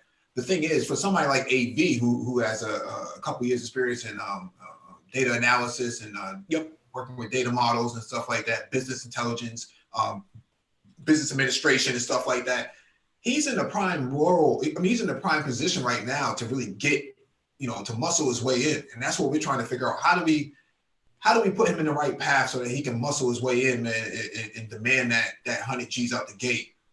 So what I'm kind of working with two people right now is understanding a way a company creates things and kind of talking to a pipeline. I'm seeing a lot of success. I had a good friend of mine just landed a job a month ago, and somebody I helped out last year, she got a job into a company, and she kind of switched the mindsets. Well, she went away from skills to how I can apply what I do for you and your production process when it comes to making the thing you need me for. And when she switched that narrative, the interviews went a lot better. So it was like, so I work for a big global tax firm. I won't mention the name, but I had an understanding that they make for Fortune 5s, they make digital tools for tax processing. I understood that going into the conversation. So my job was to say, hey, I have these user experience, I can do this, and then this is where I will make the whole process better, easier, faster when it comes to getting something out the door. And this is why you need me. And I don't know, maybe that's a strategy. And I know, I think Complex mentioned he's an HR, he had a background in HR, but usually when I'm talking to recruiters and hiring managers, that approach goes better than I have a background in. Is more of like, well, I understand what you do. This is how I can make it better. And I think that goes better in conversations and interviews. I've gotten a lot of callbacks. I've even got offered job positions based off having that level of dialogue. So I don't know if that would help him kind of take it to the next level. Not sure. What do you think, AV? I think I'll definitely keep that in mind moving forward. My approach in interviews, I'm definitely work on these skills, but having that extra insight about the company and how I can improve their processes by working for them Mhm. is definitely going to be strong for me. Yeah. A mentor of mine used the analogy of if you had to go for a quarterback position, are you going to sell them on your accolades, or are you going to tell them, how and why we're going to win the Super Bowl? And he kind of changed my view of the situation a couple of years ago. So now I know I'm in an interview because I have something. I know that already. My job is to sell you why I'm a good part of the team. Also, I'm realizing when it comes to that interview process, once you get to step 2, I think it's more about temperament. Are you a good person to work with? Are you open to grind? Are you open to take it to the next level? Because I'm realizing it's more about attitude and personality when you get to that step of the interview. When it comes to I think you're ahead of the game because you have that. For most recruiters that I know personally, they scan for years of experience over degree. So if you have 5 years experience, that trumps any degree that you have, right? So I think you're ahead of the game, especially if you have a military background, because that kind of outlines your temperament and discipline, right? So all those folk get pushed to the head of the pile, right? But when you're talking to somebody, ideally what I've seen, and this is what a good friend of mine has been a recruiter for 20 years have told me, it's like, bro, they love you. It just are you going to be the asshole at 11 p.m. when we got to get it out the next day at 6 a.m.? That's what they're trying to figure out. Yeah, but some areas can't be replaced with just certifications, and I think True, very true. I think it's what engineering cannabis is coming in on from that angle, and I think Gabe is coming in the chat. He's coming from that angle as well. But I want to make sure that we leave this discussion because this is mostly about AV for today. That's why I picked up the live stream. Because he has a great background in data analysis tools and Tableau and all the latest buzz terms on the market. And the thing is, but he doesn't have any certs, if I remember correctly. Getting that cert in Tableau desktop, or even scaling up, beyond that to like a Tableau admin or whatever it is, a Tableau specialist. I mean, that could be beneficial for him if he stays in that field. Here's a question for better clarification. What role do you think a data scientist plays when it comes to creating a product or managing a product? What role do you think they play? Are they in the planning room, or are they out on the floor making it better? Or a combination of both? They're both. Yeah. There's a combination of both in some areas. I know, like somebody in the chat said, otherwise that some data scientists only focus on one aspect and then everything else is meticulated down below, right? So the data architect, the data engineer, the data analyst are responsible for everything else. So depends on the environment. The environment I was in for the software security company, their PhDs just cultivated they massaged the machine learning aspect, and that was it. And then everything else went down to the engineers, the data engineers. So there was a silo of responsibilities, but at the same time, I think that's where somebody like AV comes in. He just has to figure out a way to get the credentials under his belt so he can actually make a formal appearance in the interview to say that, hey, I got the SQL background. I work with Tableau, data visualization. I know a little bit about Python, not a whole lot. Work with R. Know something about machine learning. Most machine learning now, man, and probably going into next year, you're gonna see a lot of machine learning as a service. It's already automated right now. Yeah, it's not necessary to say, well, you need to learn you need to know machine learning front and back and center. No, that's not going to be necessary coming into next year. Yeah, all the data scientists that are there in our ideation group, they're focusing on 3 main areas for, say, the tax arena. We're doing AI, which is kind of machine learning. They're analyzing the existing market, and also a key thing they're looking at is for all the new stuff that we got coming up in the next 2 years. They're looking at how to implement blockchain. Keeps coming up in conversations in the last 6 months for tracking what's going on, especially around different tax forms, tax codes, tax laws, when it comes to working globally across the world as an international business. So these conversations keep coming up in our dialogue when we have team meetings. So I I guess the question was like, where would you want to land what sector would you want to land? Because I'm noticing that what you're talking about, the data scientist piece, is popping up in finance, medical tech, and what's the third lane? And then I guess B2B business practices. That's what I'm noticing these conversations that keep popping up in this vein. Like what area do you plan on aiming at? Are you going for everything, or are you hyper focused in a particular job sector you want to get into first? I'm not specified at the moment. I do have my last position was in healthcare, and I have a certification in Epic. So I was I guess trying to maybe see if I focus a little bit better in that area, but I'm not opposed to going any other industry. No, you're in a good sector. You're in a really strong sector. Yeah. Yep, because Epic is doing the mass hiring right now. If you look at the website. Yeah. Epic is basically coming up, and they're hiring 6 figures up for Epic. Yep. A lot of. Yeah, they're actually paying for relocation too, if you look on their site. So it depends, as he said. He can enter any. You can be a data scientist or a data engineer building pipeline with your SQL. Especially with SQL, I work with a lot of data engineers. They help me build pipelines to access my data and draw conclusions with models. Mm-hmm. But it's up to you. You have a lot of choices. Since you have that background, you can be a data scientist, you can be a data analyst, you can be a data engineer. It's just up to you. He's already a data analyst now, right? So okay, you can be a data engineer or data scientist. It's really up to you. You can build pipelines, or you can implement models, and the models are basically automated now, especially in the cloud.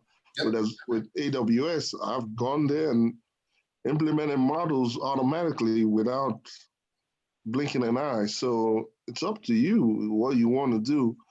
If you want to be a data scientist or a data engineer, build pipelines or implement models. Yeah, I think there's a lateral approach to this though, right? You don't just go from being a data analyst to being a data scientist, right? You got to go up that ladder, right? So I think a data engineer is up his alley, but how do we create a portfolio that actually demonstrates that he can do this, right? He already has a SQL background, and most likely most data engineers who I work with, what they do is build pipelines. They only build my data for me. Mm-hmm. So if you have a SQL background, I'll probably put a little bit of R, and Python, a little bit. You don't need that much. And after that, a data engineer's role is not that difficult to basically ascertain once you've been doing data analyst. Yeah. So you can just go from there, and then if you want to be a data scientist, that's the same way.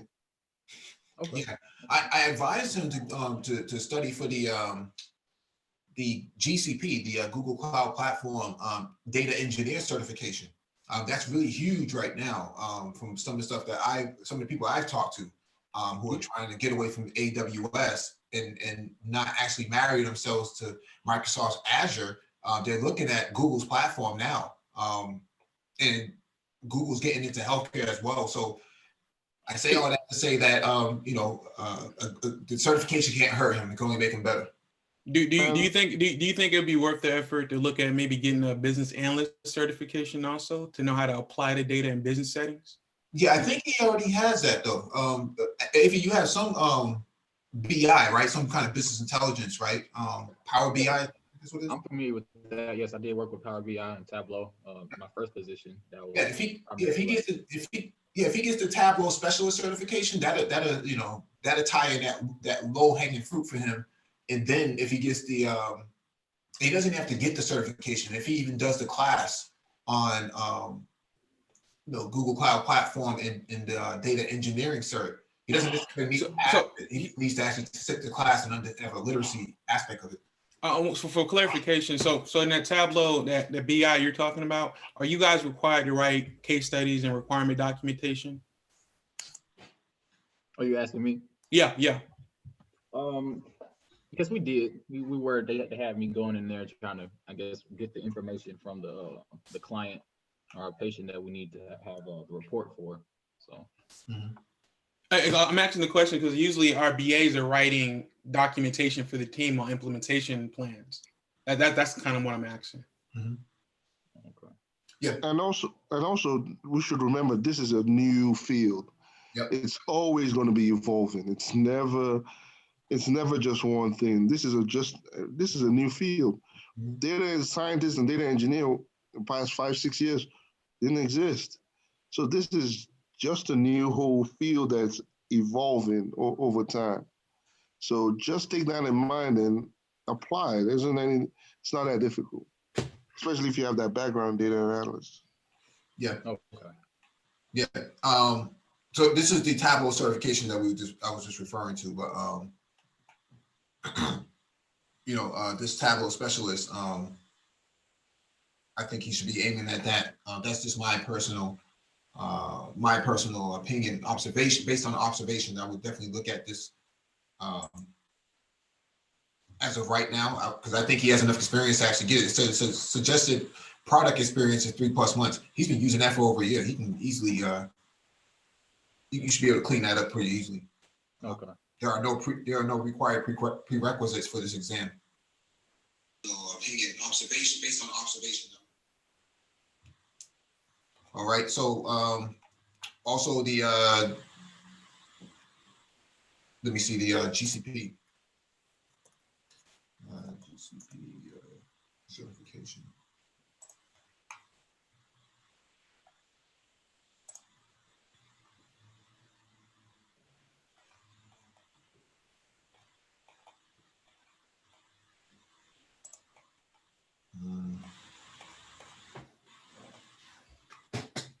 Okay, here we go right here. Data engineer.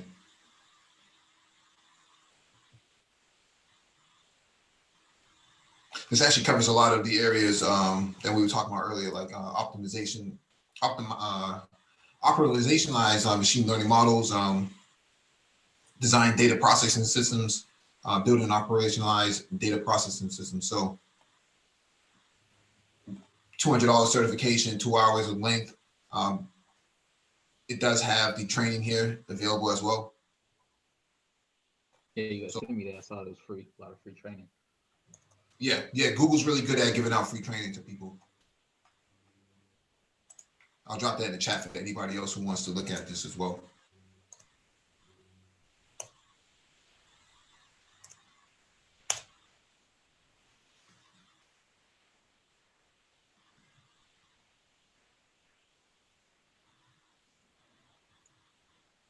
Let me just answer Dollar Will's question. So is a degree best for people who may want to enter the management track? Yes and no. I've seen managers that don't have any sort of background in what they're managing. I don't know why that works that way. It's just one of those things. It's a give or take. If you want to enter a management track, that's usually tenure based. At least in IT, that's usually tenure based. You don't really need a degree for that. And Dollar will also ask, don't certain contractors desire X number of workers with certain degrees on staff? I think that. Go ahead. No, I was just gonna answer that one. That's all written into the contract. It all depends on what the contract is with the government. They'll outline all the positions on the contract and the requirements for those positions. In some government contracts, I mean, it all depends on where it lies. You can need security plus at a certain level. You can need, A plus at a certain level. It just all depends on how it's written into the contract. Yeah, that's it's conditional. So